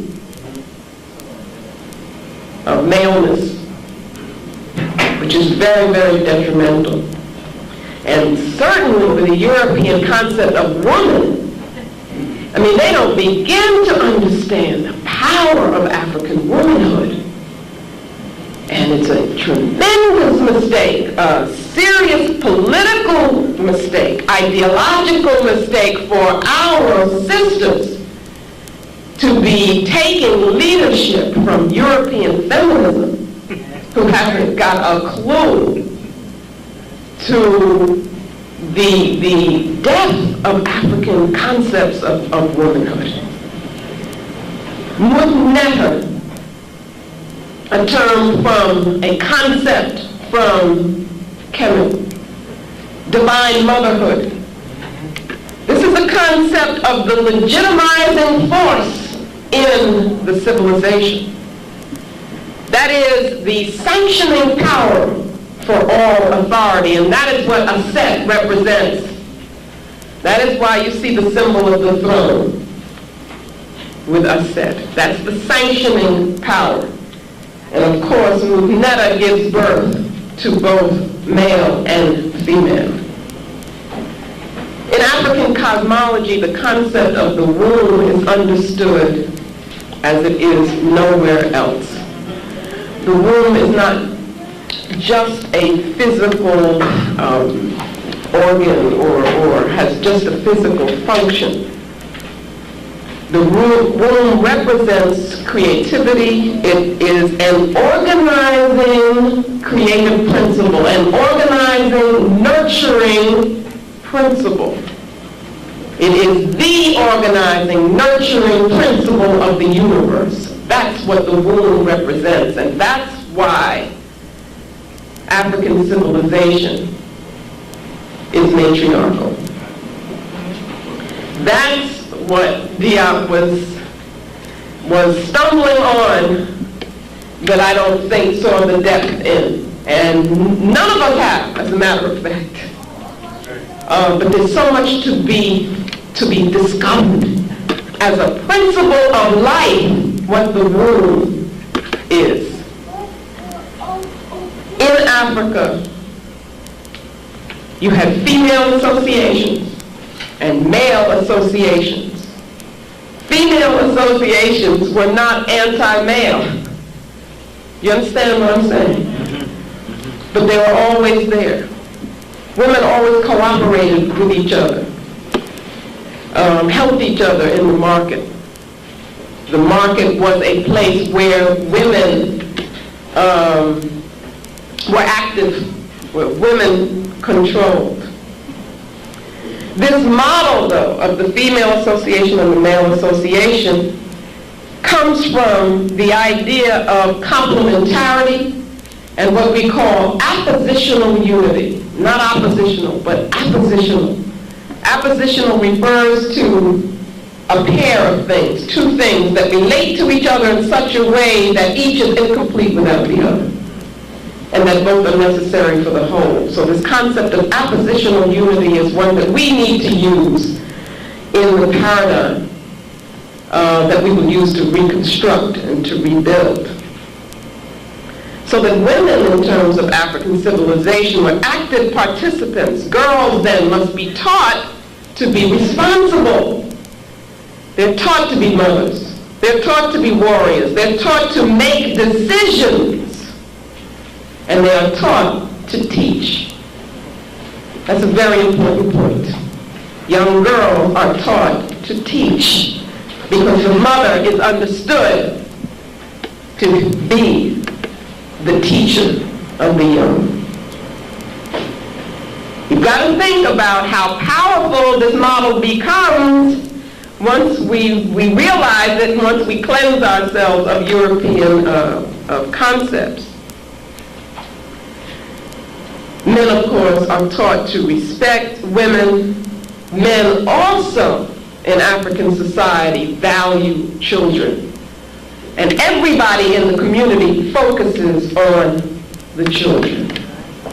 Okay, that's something that we have moved away from at our detriment, to our detriment.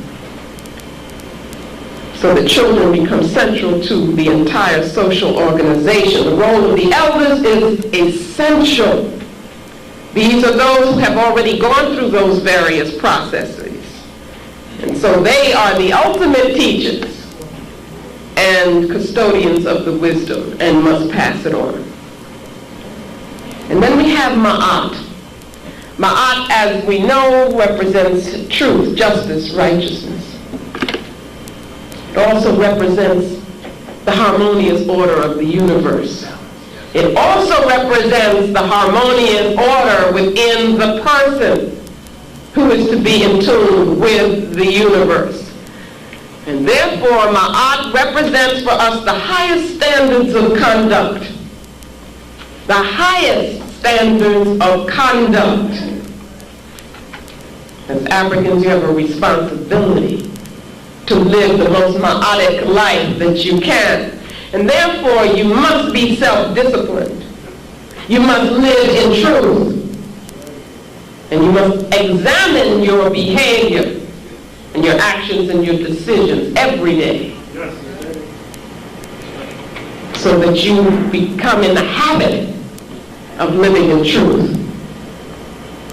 And that's an ongoing process. It doesn't end, it just continues. You understand? This came to us from our ancestors, you see, who were in tune with the laws of the universe because of their concepts of spirit and of participating in the universe and of the cosmic self. The continual, ongoing objective for the African person is self-knowledge because of Ma'at. And coming to know the self, one comes to know the universe, and one therefore is able to live correctly. Again, the things that I'm saying to you is not the easy, convenient, narcissistic way to live. But you're living in a society which is based on what is easy, right? What is convenient, the way you eat, what is convenient, and what gives you immediate pleasure. Those are the considerations that you're trained here to look at. I'm talking about something radically different from that. It's not the easy way. It is the best way. And it is the only way that would guarantee our happiness, our health as African people. See, because we're special. We have to understand that. And with that specialness comes responsibility. In African civilization, we have the model of rituals that are there to restore the balance, to restore harmony when things get out of kilter. And they always will, because that is in the nature of human existence. So we have to have something to bring it back into balance. Do you understand? There will be crises in your life. You can bet on it. Question becomes, how do you deal with it? See? And again, in African society, they didn't just leave it up to you and say, oh, well, go on your own. Become a man on your own. Make that decision on your own. Deal with that passing of a loved one on your own. They didn't do that. They had mechanisms which helped you, as the community helped you, to restore the balance by understanding what was happening. And that's what the rituals were. Not some weird occult thing, but they are ways in which African society continually reorders itself and helps the person to understand and put in the proper context what is happening to her or to him. That's what rituals are for. There are rituals to resolve conflict. You see, and that's one of our biggest problems right now.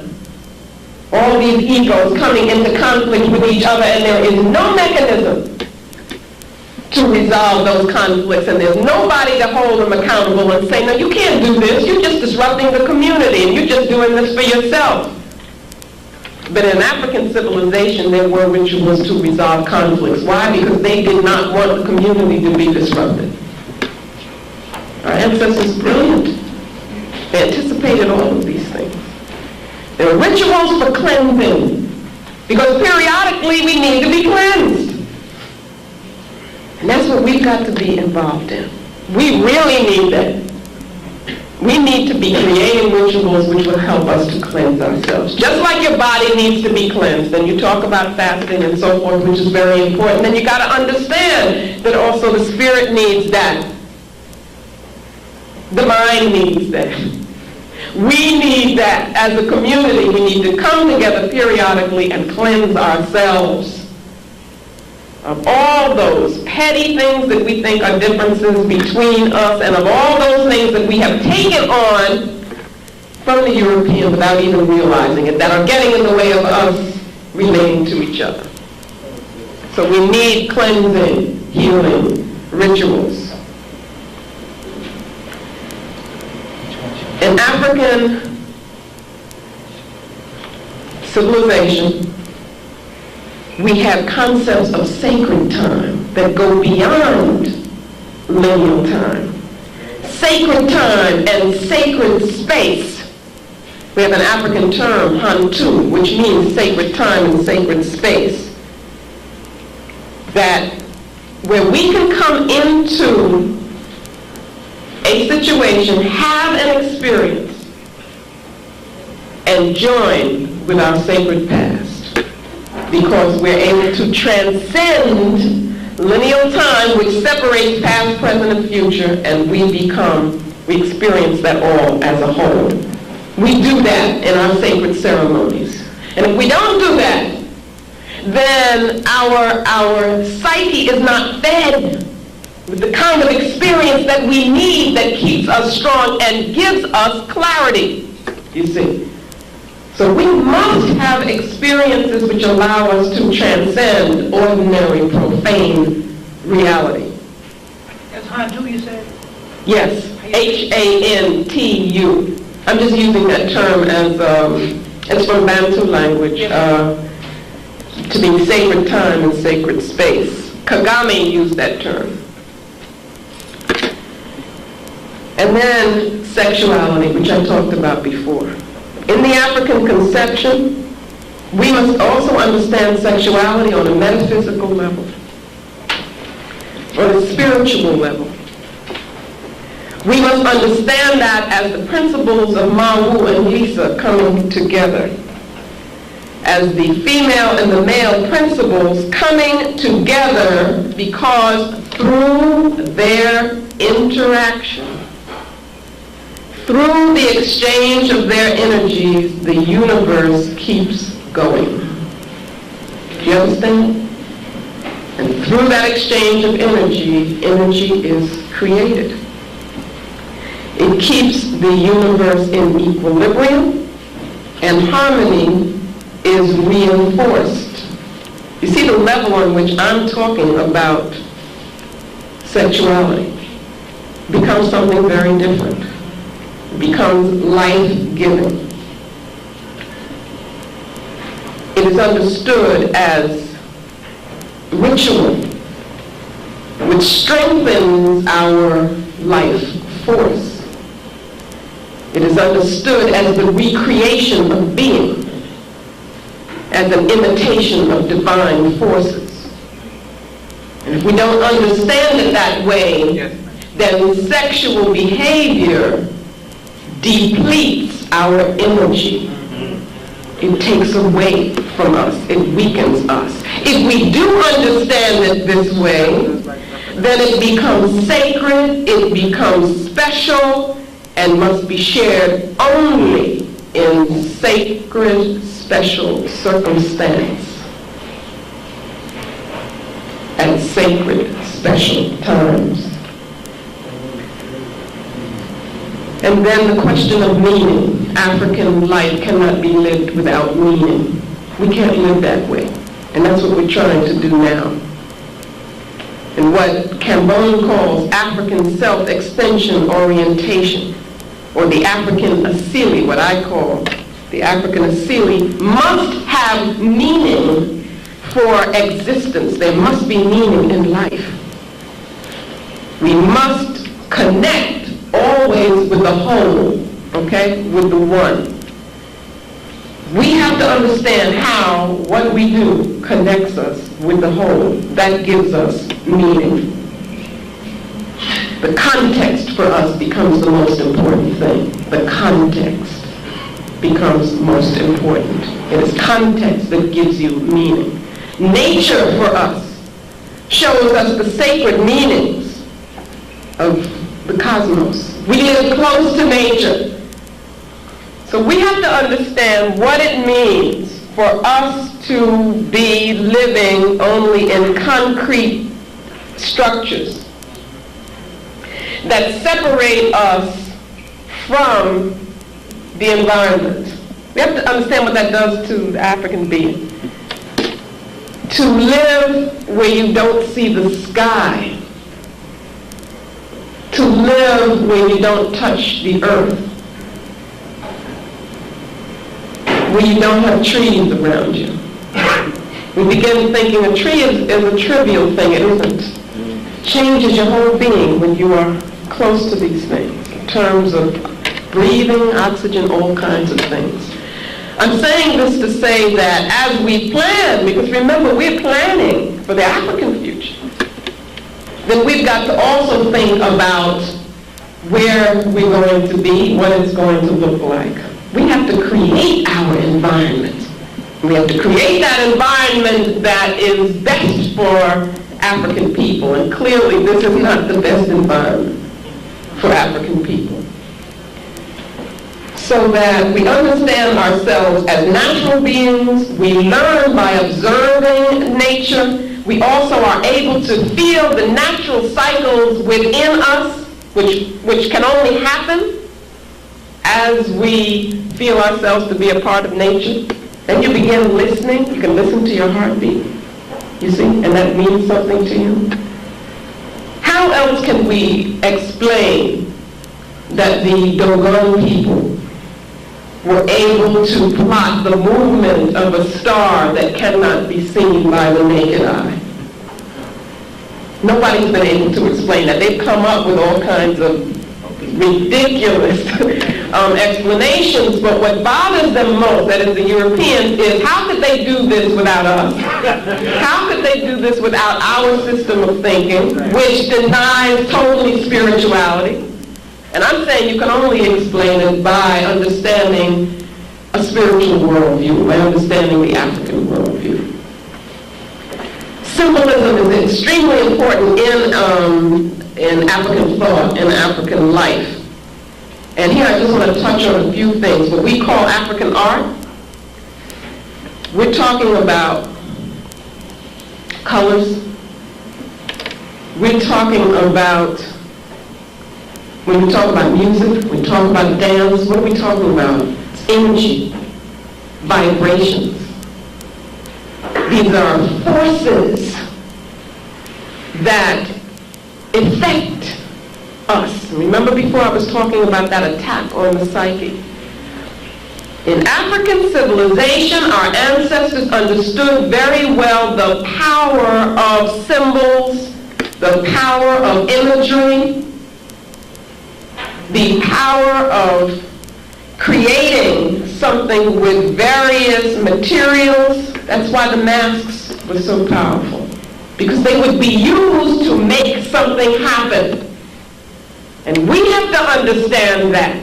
You wear an African print, it not only means something, but it also has power. The various patterns make rhythms, and rhythm is the key to the universe for the African mind, for the African being. Patterns are rhythms. The alternation of colors is rhythm. It's no accident that we all got rhythm. It's because we understand the nature of the universe. And that brings us in tune with the universe, is through our rhythm. You want to learn anything? Figure out the rhythm. Get the rhythm. And you can learn anything. And by that I mean also the pattern. This pattern is rhythm. And then our civilizations were based on a moral order, based on ma'at, so that our cultural values were spiritually sanctioned, and spirituality is culturally sanctioned for us. So it's not like you have a choice whether or not you want to be spiritual. They all come together. Science in the African conception. This is really something that we must retrieve.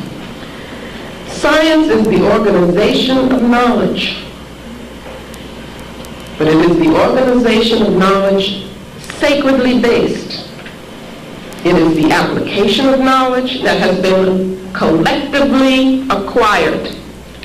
It is systematic, it must be useful, but for African people, it is the synthesis of cosmic awareness, which leads to intuitive grasp of the empirical, of phenomena, and of the universal whole. So that becomes the scientific objective among African people. Initiation is the learning process. It is the emphasis here on process. What is initiation?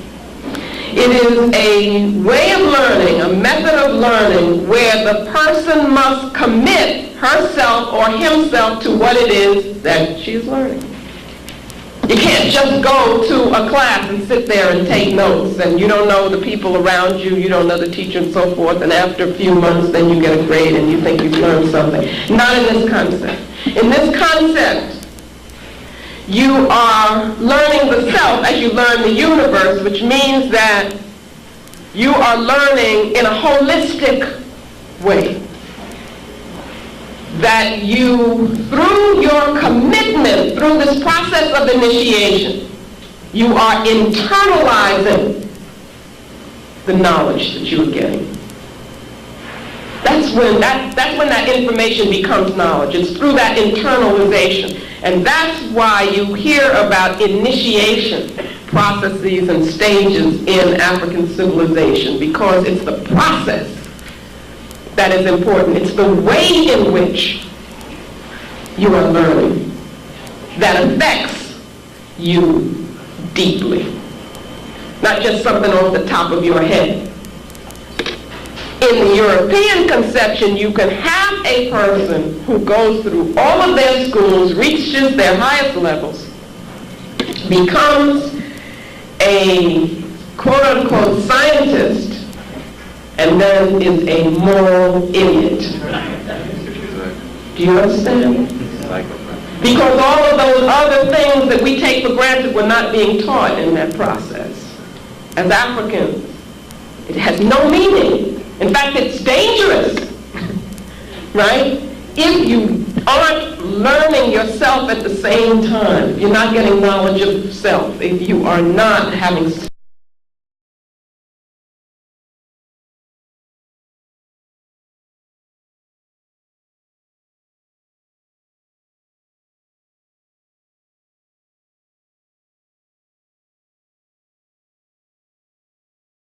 it is the science of the human spirit is what we're talking about here.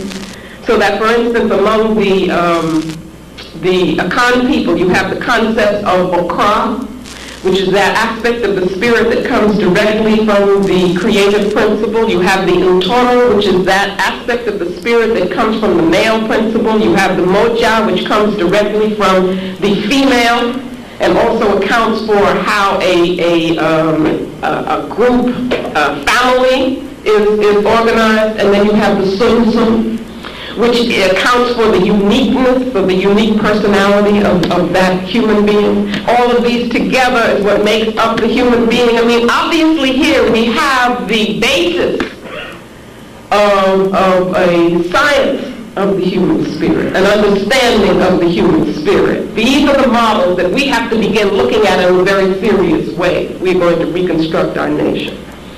In the African conception, spirit and matter are joined. Spirit and matter are joined. Spirit is energy. Matter is the form that energy takes. Spirit is consistent. The material form will change. Right now you are in a particular material form, but then spirit is eternal, you see. Matter is the manifestation of spirit in the African understanding. Spirit is the force. And so the Orisha, the Abasun, which is a Twi word, the Egun, which is, those are the ancestors in Yoruba language, the Nsamanfo, which are the ancestors in Twi language, they are manifestations of spirit. They are the form that spirit takes at a particular time. Shango is a form that spirit takes at a particular time in a particular circumstance for a particular reason. So we have to understand that. And in coming to understand that, we are learning physics as we learn metaphysics. You see how much there is in the knowledge of African civilization. The quality of human life has supreme value in African civilization. It is human-oriented. The idea is that human beings need each other. Again, Umuntu, Ubuntu, Ungabantu. That I am nothing without you. You see?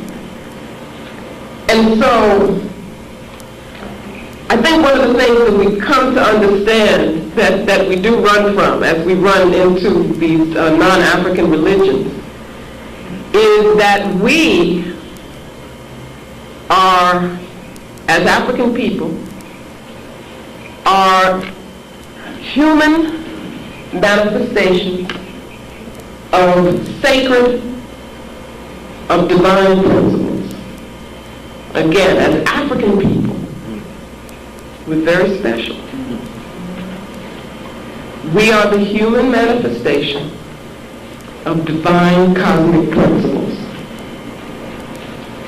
Now, we can't just pat ourselves on the back, say we're special, because with that comes tremendous responsibility. Yes, ma'am. We've been born African. We were chosen to be born African. And that made us the people of nature. We are the people of nature. And we have a responsibility to protect it, to create structures and lifestyles which reflect nature. One of the problems, let me first say that Diop, some of you have been reading Diop, one of the things that he understood was the protective function of culture. One of the problems is that we have not understood that. I'm going to repeat that. Diop calls culture a rampart which protects a people. Okay? It gives them a sense of collectivity and helps to protect them from what he calls, at one point I think he talks about cultural assault, that we live in a time of cultural assault. We haven't understood that. Cultural aggression is what he says. We haven't understood that. That has been a weakness of the African worldview, I do believe. In other words, I'm not saying that we shouldn't look critically at the consciousness of our people and our ancestors, because there are things that we know now which should compel us to change. And I'm talking about the problem of African xenophilia.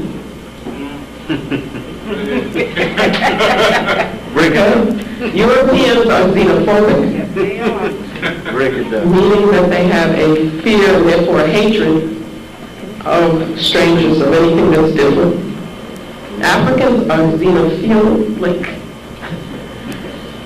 We have an openness, I call it cosmopolitanness, an openness to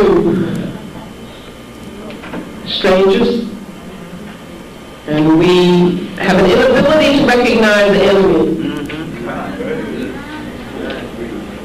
Now, this comes from, I think,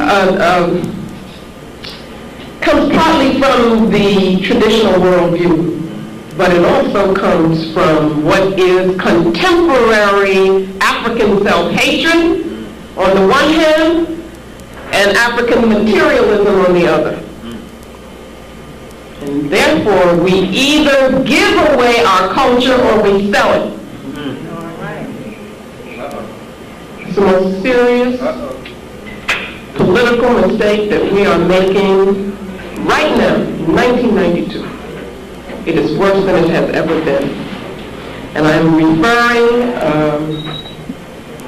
referring to a lot of things, but I think the epitome of it for me is the fact that in Yoruba spiritual practice, organized Yoruba spiritual practice here, right here, in the greater New York area, you might call it, you have what I call wazungus. Okay, wazungu is a Kiswahili term for Europeans.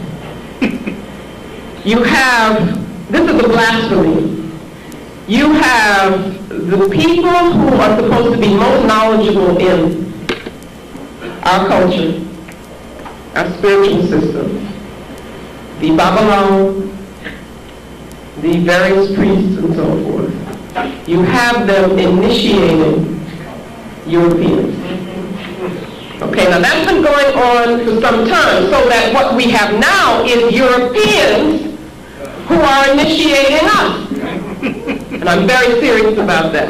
Okay, I think that what we don't understand is that culture is a weapon. We also do not understand that our spiritual practices should be a source for African nation building. We've got to learn to use our spirituality politically.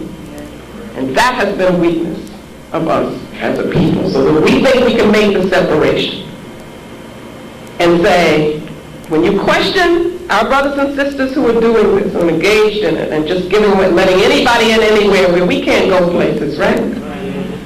We can't go to their favorite places. They will tell you this is just religion. Doesn't have anything to do with politics. That's the biggest mistake that we have made. And I believe that these Europeans understand very well that the future kind of locus of our power will be in our spiritual conceptions. And so what they're doing is putting themselves in the way of us getting to them. And we have to hold accountable.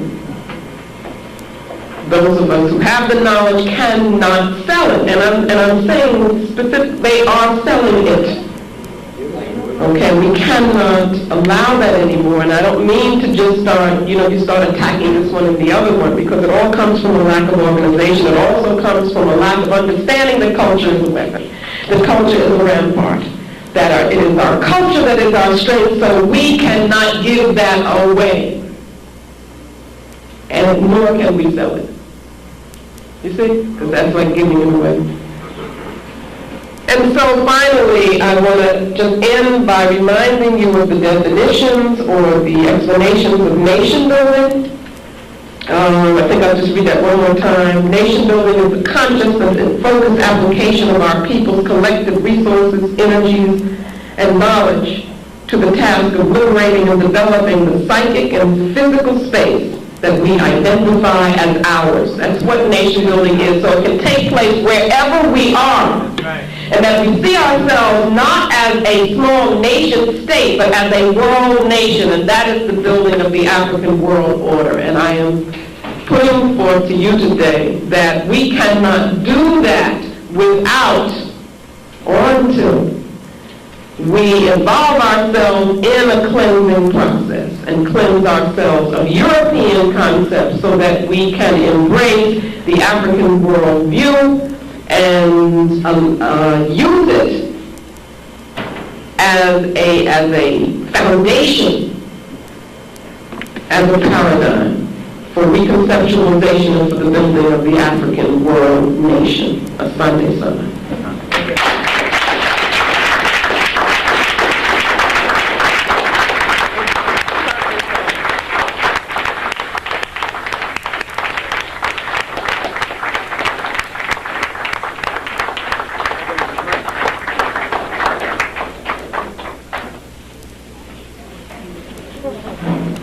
First of all, I wish to say Asante San to the sister.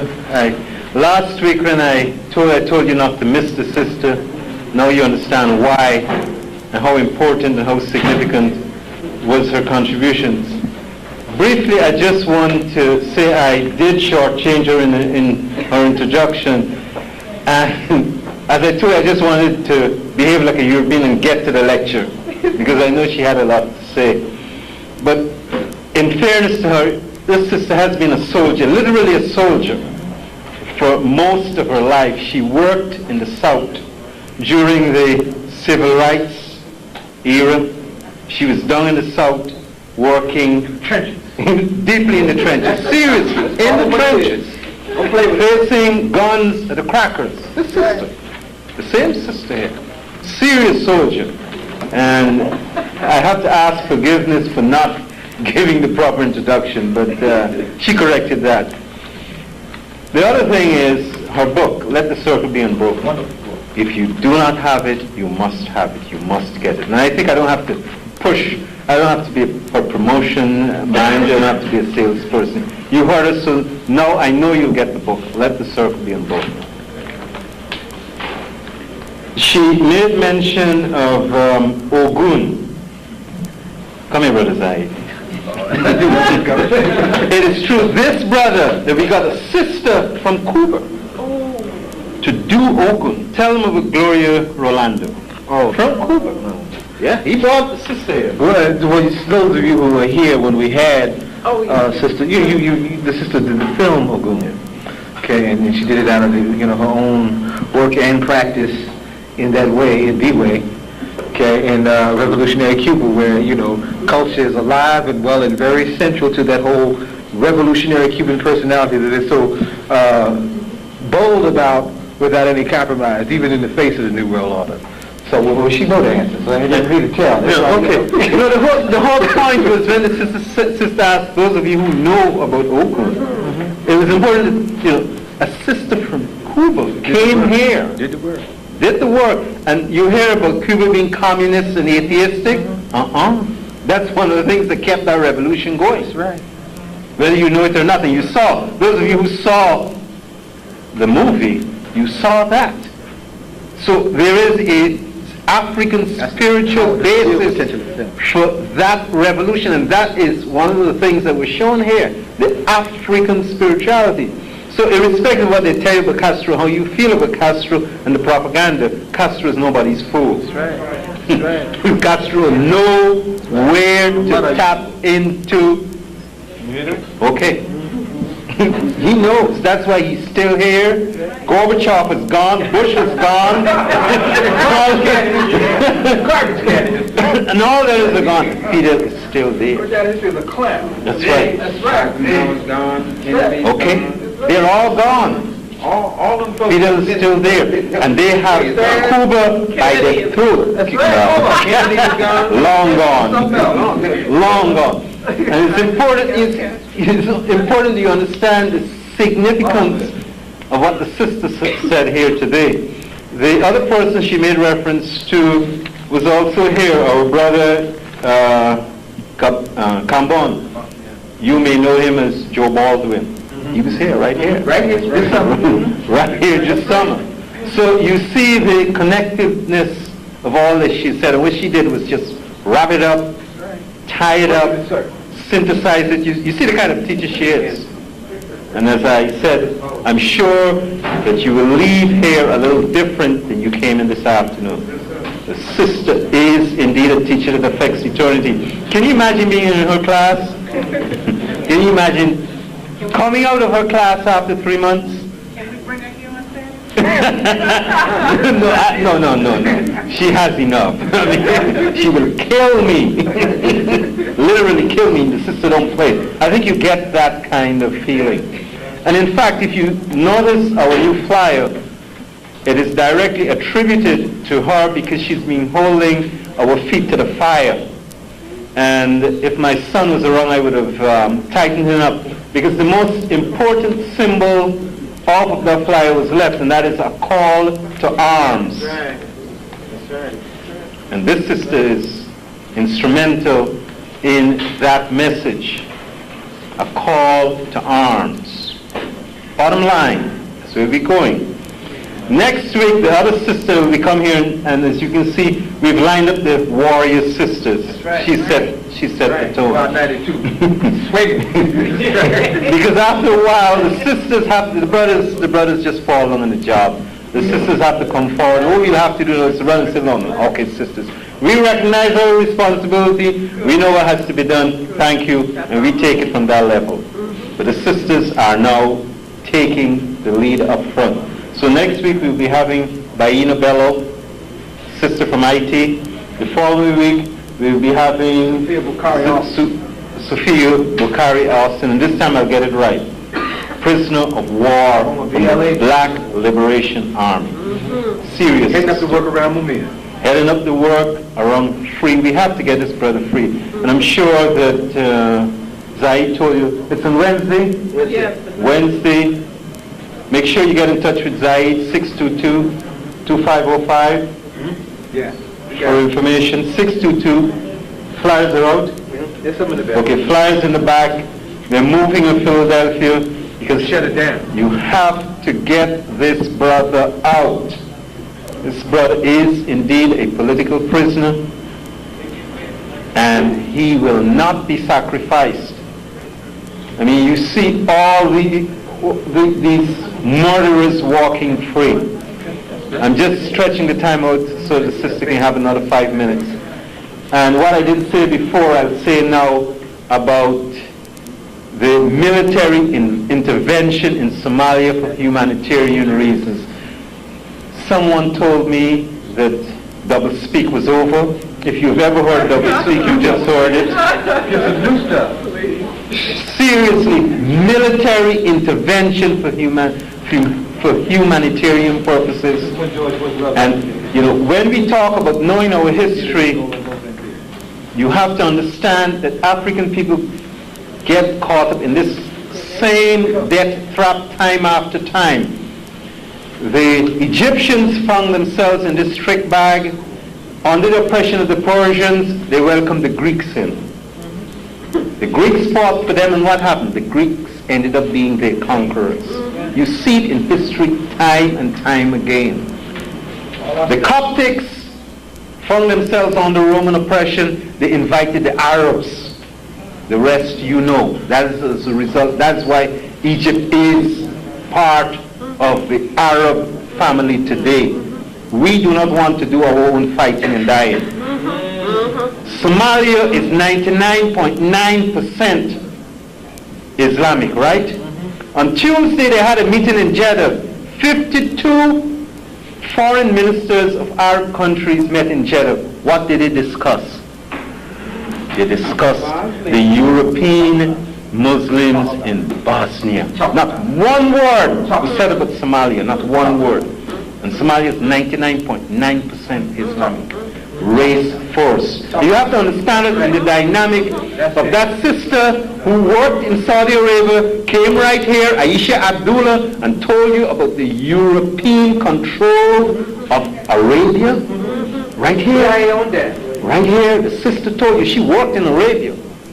And she came back here shortly before Bush attacked Saddam Hussein. Now when you talk about African people dying, our brother Troutman and some brothers took a whole group of doctors to Mozambique and Angola. And you have more Africans dying in Mozambique and Angola right now from starvation that we paid to kill. People like Scumvimbi and the Renamo murderers, $100 million. Right now you have over 300,000 children dying each year in Iraq. In Iraq, as a result of the bombing of the water supply and electric systems. They knocked it out. And Bush is telling you that he's going to send forces to Somalia for humanitarian intervention. What about Iraq? What about those Iraqi children that are dying from diseases? You don't hear anything about that. You don't hear anything about the children in Mozambique. You don't hear anything about the children in Angola. Where our tax dollars were used to blow up innocent children going to school. In fact, Dr. Troutman brought some of these children right here and treated them at St. Michael's Hospital, right here. African children walking to school, and they would put landmines in the passage. What's that got to do with anything? And those children are dying from starvation, they're dying from the lack of medical resources and medical treatment, all paid for by our tax dollars. And then Zion will get to our favorite friend, Donald Payne. He threw us out of a meeting, right, Robert? Held a meeting in Essex County. We told him that we want him up front protesting the $100 million that was to have been given to Savimbi later in the week when Savimbi was here in 1991. Right there at Essex County College. Throw us out the meeting. Because he was on the subcommittee discussing African affairs. That's right. Still is. That's right. He comes back, he visited Somali, comes back and sits down with ministers. Which means that we have to, accountability, that's what I'm getting at. We have to get someone who is going to run in this 10th congressional district to send him a notice, because he is not going to sit in that Congress for another 40 years like Rodino. It's not going to happen. That's his frame of reference. It's not going to happen. He's not going to sit on our backs for 40 years if he's not going to take certain stands. So, so the Somali people are welcoming American troops. People are out of their minds. When the Haitian sister come here next week, she'll tell you what American troops have done in Haiti for the period of time they were there. And it is as a result of that Haiti is so messed up today. They invaded Haiti about twice within this century, Nicaragua 3 times. And we always say, do you know that there was an American who was president in Nicaragua? A man by the name of Walker? That's right. Serious? Damn cowboy. Serious? That's right. And America was president of Nicaragua. Humanitarian intervention. They wanted to build that canal. Initially, they wanted to run the canal through Nicaragua. And the same Morgan family sent this bandit into Nicaragua. But the people in Nicaragua caught themselves and drove him out. And in that context, you have to understand why they got rid of Noriega. Noriega was their man. He was running their drugs. He was on their payroll. And they went in there and took him out, didn't they? That's right. They went in there and took him out. And that's who you're dealing with. And this is the spiritual side of where we have to come to grips with reciprocity on one hand, and what the Haitian brothers dealt with, vindication. And that is where that connection with the ancestors come in, because we have to vindicate our ancestors for everything that they've done for us, and that's our responsibility. That's right. That's part of their accountability. That's right. It's part of their accountability. Serious. As Dr. Ben said, summing up, if you do not know your African history, you end up loving your enemies and hating your friends. Bottom line. You ready, sis? Yeah. Question answered. You ready? We ready over here? Okay, sisters and brothers, We ready over here? No our sister Marimba says that she's ready. Let's welcome her back for your questions.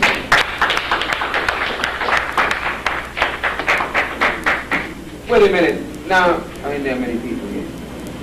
Okay, 2 is on. Go ahead. What's up, sister? Again, I've had a chance to sit at your feet and gather the pearls from your lips.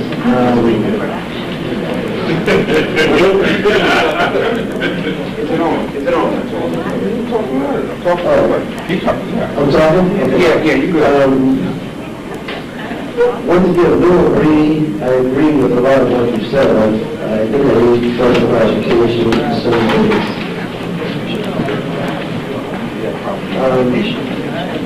First of all, Keep talking. Okay. You gotta get Want me to hold the plate? Okay. Okay. Okay. You talked about consensus and how it differs in terms of majoritarian politics.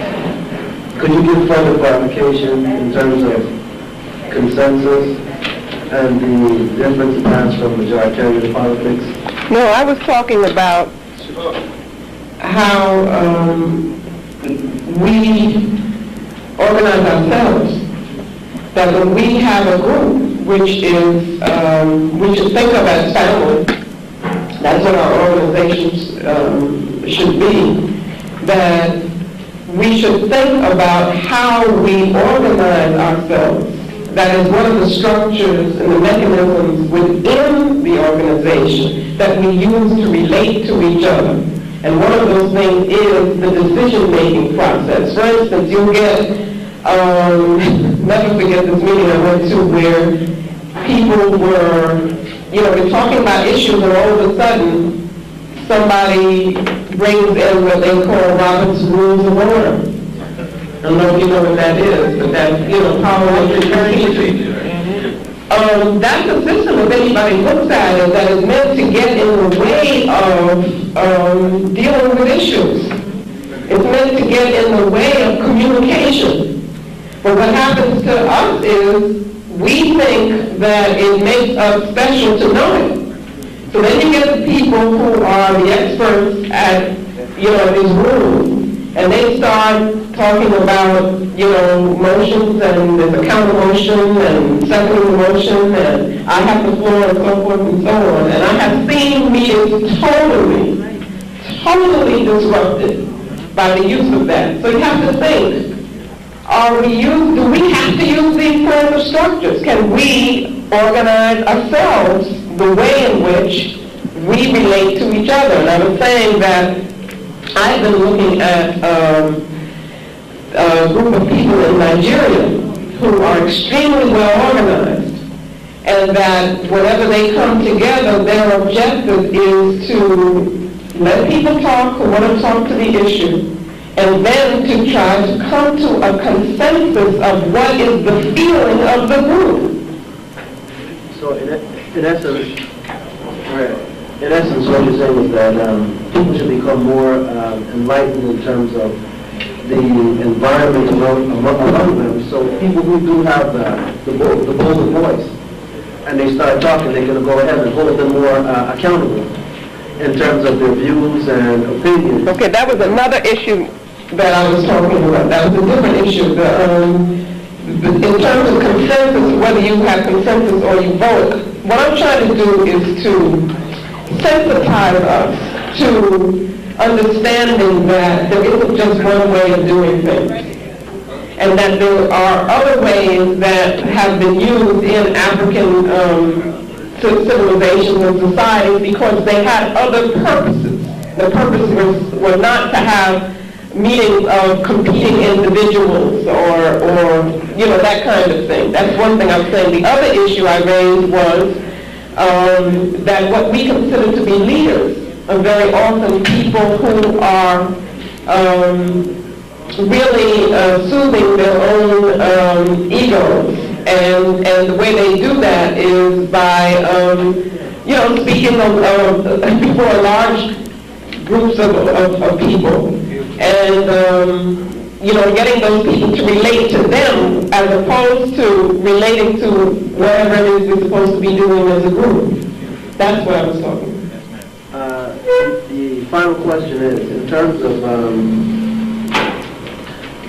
you made a very important point. You made a very important point in terms of us getting in tune with ourselves, in tune with nature, and understanding our relationship with the universe, what you call the circle.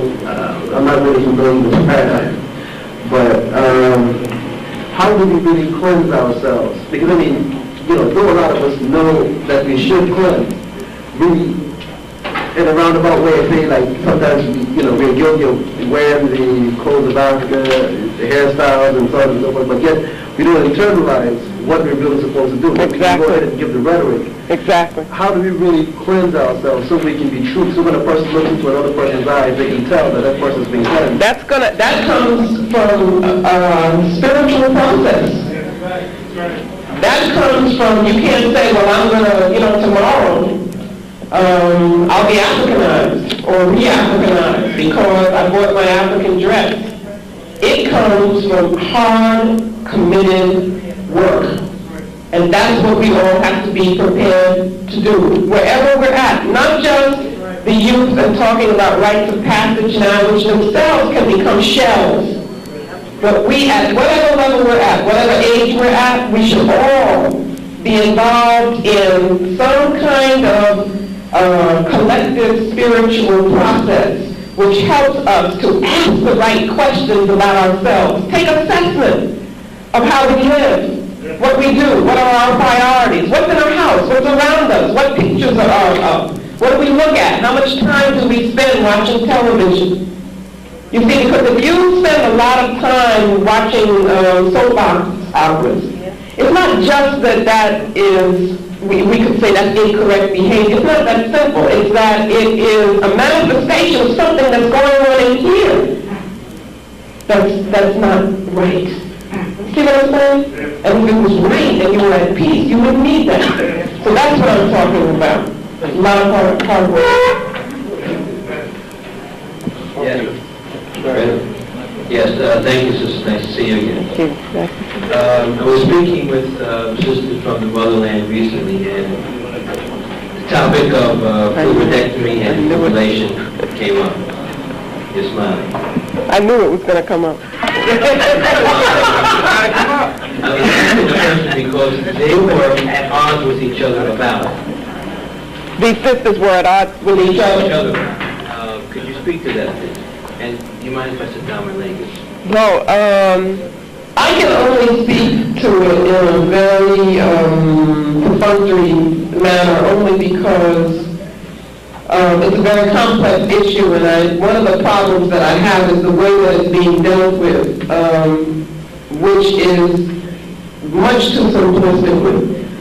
And so I wouldn't want to do the same thing. Let me say that I've kind of laid the groundwork for what you have to do whenever you want to understand something that is done in terms of African civilization. You've got to look for the cosmological reasons, the spiritual reasons, the spiritual concepts that were behind it. Okay, that's one thing.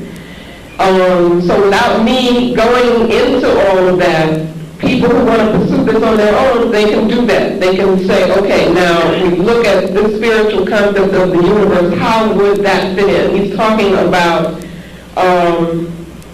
processes that African women would go through as a part of becoming women, right? So that's one thing. There's another thing that I said that people should use, and that is, we talked about the matriarchal, quote-unquote matriarchal, nature of African civilization. Every place you look, that's what you see, except where Islam is strong. Okay? You understand that? So that if we look at those societies, we're not looking at classical or traditional African societies. Now that means that women become extremely important. Women are not dependent in the sense of that they are these beings who just kind of sit around and wait for everybody else to, wait for men to do something for them. They are agriculturalists, they are food producers, they control the markets, and so forth. And in many societies, what you would find is that where you would have a male leader, you have the complementary female leader, like the Asambahini and the Asambahima, you have the Iyalode among the Yoruba people. So this is a common model because men and women are not the same.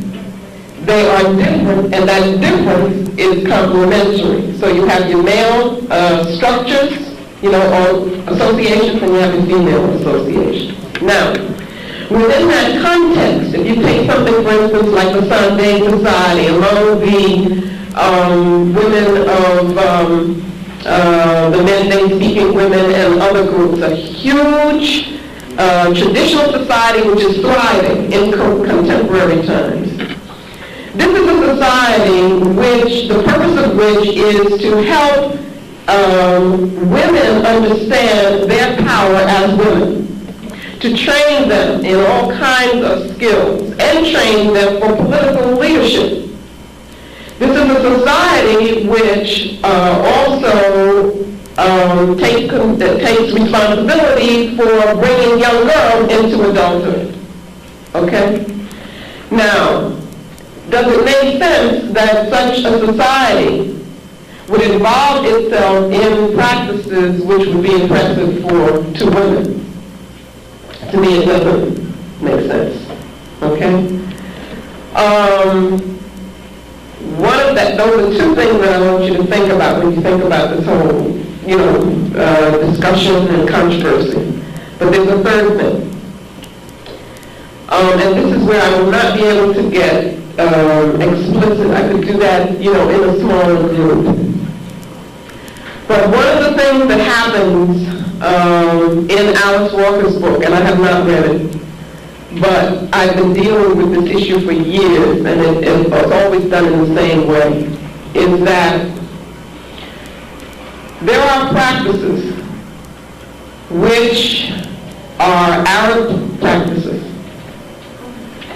which you find in many Islamic communities, societies, which are controlled by men, therefore the purposes of male domination of women. And they involve what I would call mutilating, physically impairing, actually, the bodies of young girls for the purposes of control of their bodies by men. These things are done in the middle of the night. Very young children have no understanding of what's going on individually, and they're done under the control of men. So you have to think what that means psychologically. As well as physically, it is it's horrendous. Now, what Walker does and others do is they put together those practices, which I consider to be non-African, with traditional African practices, which are not at all the same, okay? Which are controlled by the women, which are done as part of a period of transformation and growth,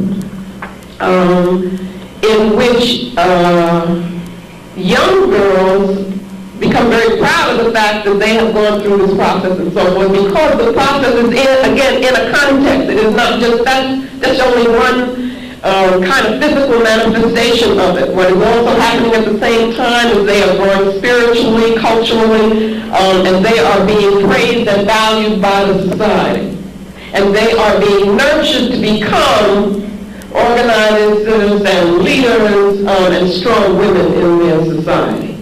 You have to understand the inconsistency of saying that you are training these powerful women, and at the same time you would be doing something which is, detrimental to them. You also have to understand that one is female controlled and the other is male controlled. One is traditionally and classically African, the other is Arab and Islamic, and they are two totally different physical things. Totally different.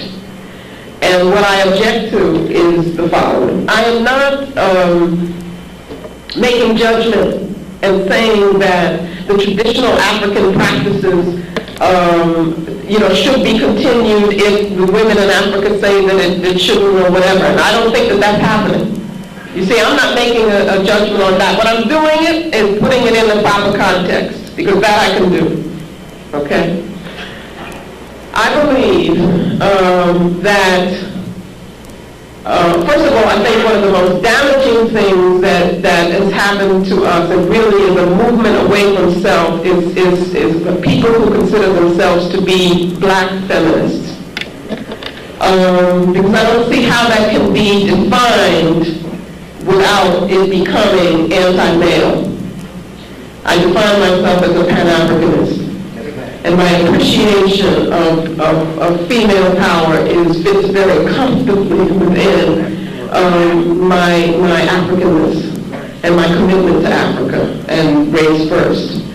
But I don't believe that's the case with people who are considering themselves to be the feminists or the womanists or whatever they want to call themselves. Now, with the Europeans, I know what their motives are. Their motives, again, are control.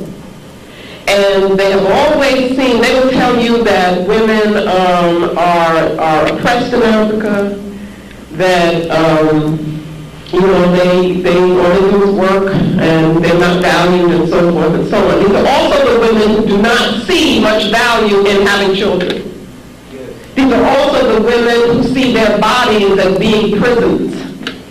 That's not the way African women see their bodies. So that I believe what's happening now is that this whole hysteria around this particular issue that you have raised is being used as a justification for mainly European women going into Africa and saying, we will lead you. We will show you the way to be with us. And there's a lot of confusion that's happening because you get African women talking about, I want to be liberated, and to be liberated is to become European. You see?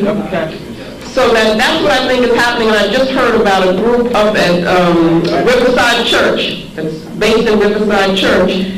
And these are European women who are organizing themselves to literally go into Africa and to save African women. Now, you know what happens when Europeans, it's the same kind of thing with Bush. I mean, we got to ask ourselves, why would they be going there?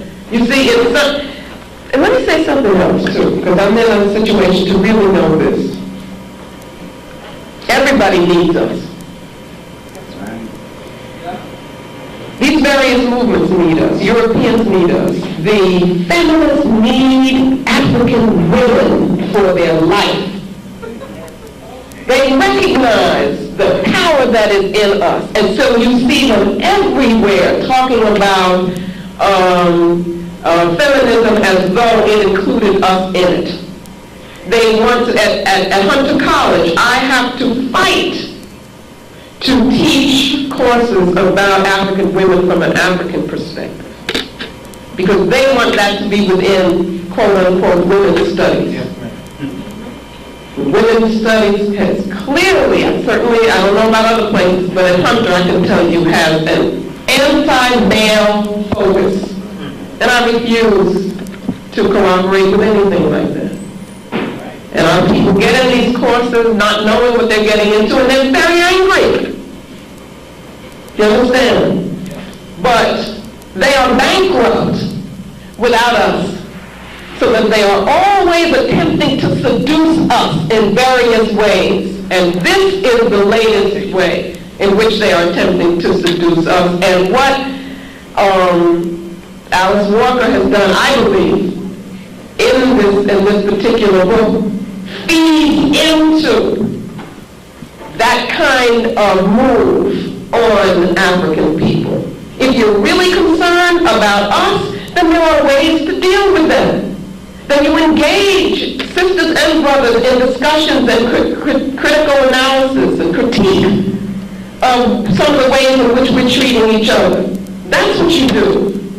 But you don't write a book which you can say is fiction, but people are taking as quote-unquote fact, and which then Europeans can use as an excuse to abuse our people and attack our traditional concepts. That's not the way you do it. Well, what she knows is you see, I don't want to focus on her just as an individual. I don't want to do that. I want to show us what we have to do. Again, if the individual is a person without context. And what happens is, if your context is writing novels, you understand? No matter how brilliant you may be at writing, but if that's your whole context, and being appreciated by whom? Who's appreciating all of that? If that's your context, you see, then that means you have no other reason for doing what you're doing. That's the problem. That's what you're relating to. So you pick something here, you pick something there, and you say, well, these are real issues. And I just want to write about a real issue. You know, we don't just pick things that we write about. It's got to be within a plan if it's for our people. Right. So what was the purpose of her doing that? Saving Africa? I could think of a whole lot of other things that one would devote oneself to in a public way, as she did. You see, if that's what you wanted to do, was to save Africa. So again, it's not that I'm attacking the system. What I'm doing is attacking a system that we get caught up in, and again it becomes ego. Because what the ego is what am I saying? Is stroked. Hey, you've got a book. The book is popular. That's you. The focus is on you. You see what I'm saying? Where's the accountability? I'm just reminded for some reason of this, that the thing by Rusty, which, yeah, the only reason that I think that that's so interesting is here's this person who obviously didn't have commitments, you know, to Islam, but had been raised partly connected to it, who felt he could, you know, write about whatever he wanted to do. Well, there are other people who felt so strongly about their thing. That's right. They said, buddy, you don't do that to this. That man that broke up his family, he had to hide, he can't see his children, he's scared. He said, I'll do anything if you'll just forgive me. And all I'm saying is what it shows is that accountability. It shows how sacredly you take certain things. And I believe that the critique of Africa has to be done by African-centered people. That's what I'm saying, and not in a European press or to make money with a European book. And that's a very irresponsible thing to do, is how I believe. Okay? No, absolutely not. Absolutely not. I mean, the system looks beautiful, sister, but she hasn't been grounded in the things that we're talking about. Yes, that's what happens. And we're scattered without that base to pull us in, to anchor us in. Okay, so that's what's happening to our women. What's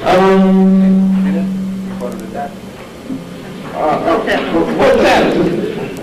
Thanks for sharing knowledge with us. Thanks for sharing knowledge with my question is on the concept of hierarchy as another human being on a different level. Tell me what this means as far as being born into the lineage of a pharaoh or a chief, because to me that seems like, you know, now this sister is, she's thinking, all right? That's what I like, because that's what you remind me of my students. And I encourage that kind of thinking and questioning. There's a sense in which I'm being critical of that. Do you understand? Among the Ashanti people, there is the royal lineage. And it was from that lineage that the Asangwahiti would come. Couldn't come from another Abasua, we call it. Okay? Now the explanation for that, if you look at Chancellor Williams, is that that particular line is considered to have been directly descended from the first people who founded the society. Okay, that's what he said. He says that's what the royal lineage is. You also have to understand the concept of leadership, where the leader, he says leaders, not rulers, that the leader must make decisions that are in agreement with what the people feel, and the elders tell them it's okay, otherwise they will be put out, okay? But there is a brilliant work to it. 2,000 Seasons. Thank you. By Aigwe Oma, who was raising the hard questions, and the healers by Aigwe Oma. And he's saying that what happened to us, and he's not talking about Europeans yet, is that we forgot the meaning of the way, so that what you got were people put in those positions who were not whole, and who used them to have control over the people. And Phoebe calls them parasites. Okay, and then once you do that, you don't have reciprocity, you don't have the way. Then it's the hierarchy, meaning I control you. In the healers, he raises some very deep questions about, well, let me say how I feel. I don't feel as African people that we should make distinctions between ourselves that say that that group is lesser than this group. That's what I believe. And so what I'm saying is that if we are to reconstruct now, that we would all be bound. That we would not have one line of people who is seen to be in the position of being leadership, and other people have, lesser roles that they are to play. So, don't get me wrong. Yeah. Don't get me wrong, I'm not siding with Europeans at all. But from that, can you say that the idea of hierarchy is exclusively European? Good question. Very good question. No, in a sense you're right.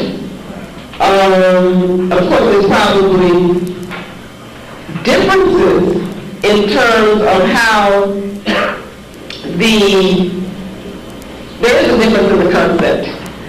But you have two hierarchies, but it was what one was, the role that one played and the role that the other played is very different things. For instance, if we even look at Kemet, as I understand it, the pharaoh participated in the work groups that were building the pyramids. Had a period of time when in fact he had to devote to that as well, and was seen as a servant of the people. So that in one sense you could say it's a hierarchy if you're looking from outside in. You see what I'm saying? But if you understood what was the philosophy of the civilization, then it wasn't hierarchy. It was that this one has this role, this one has that, and so forth and so on. You see what I'm saying? But where the European comes in, or even not the European, but where the problem comes in is when we move away from the way, when we move away from the spirit of the organization, then the hierarchy, it becomes a hierarchy, and it becomes exploitative, you see, of others. Okay? But I think it's an excellent question because we can't just focus on, and that's what Armand does. Armand says that we need to look at what were some weaknesses before the European came that then allowed the European to be able to use them, you see, for our exploitation and oppression. That's what we need to look at. Has a very interesting discussion of the relationship between men and women. Okay, thank you so much, sister. What's your name? Mikhail.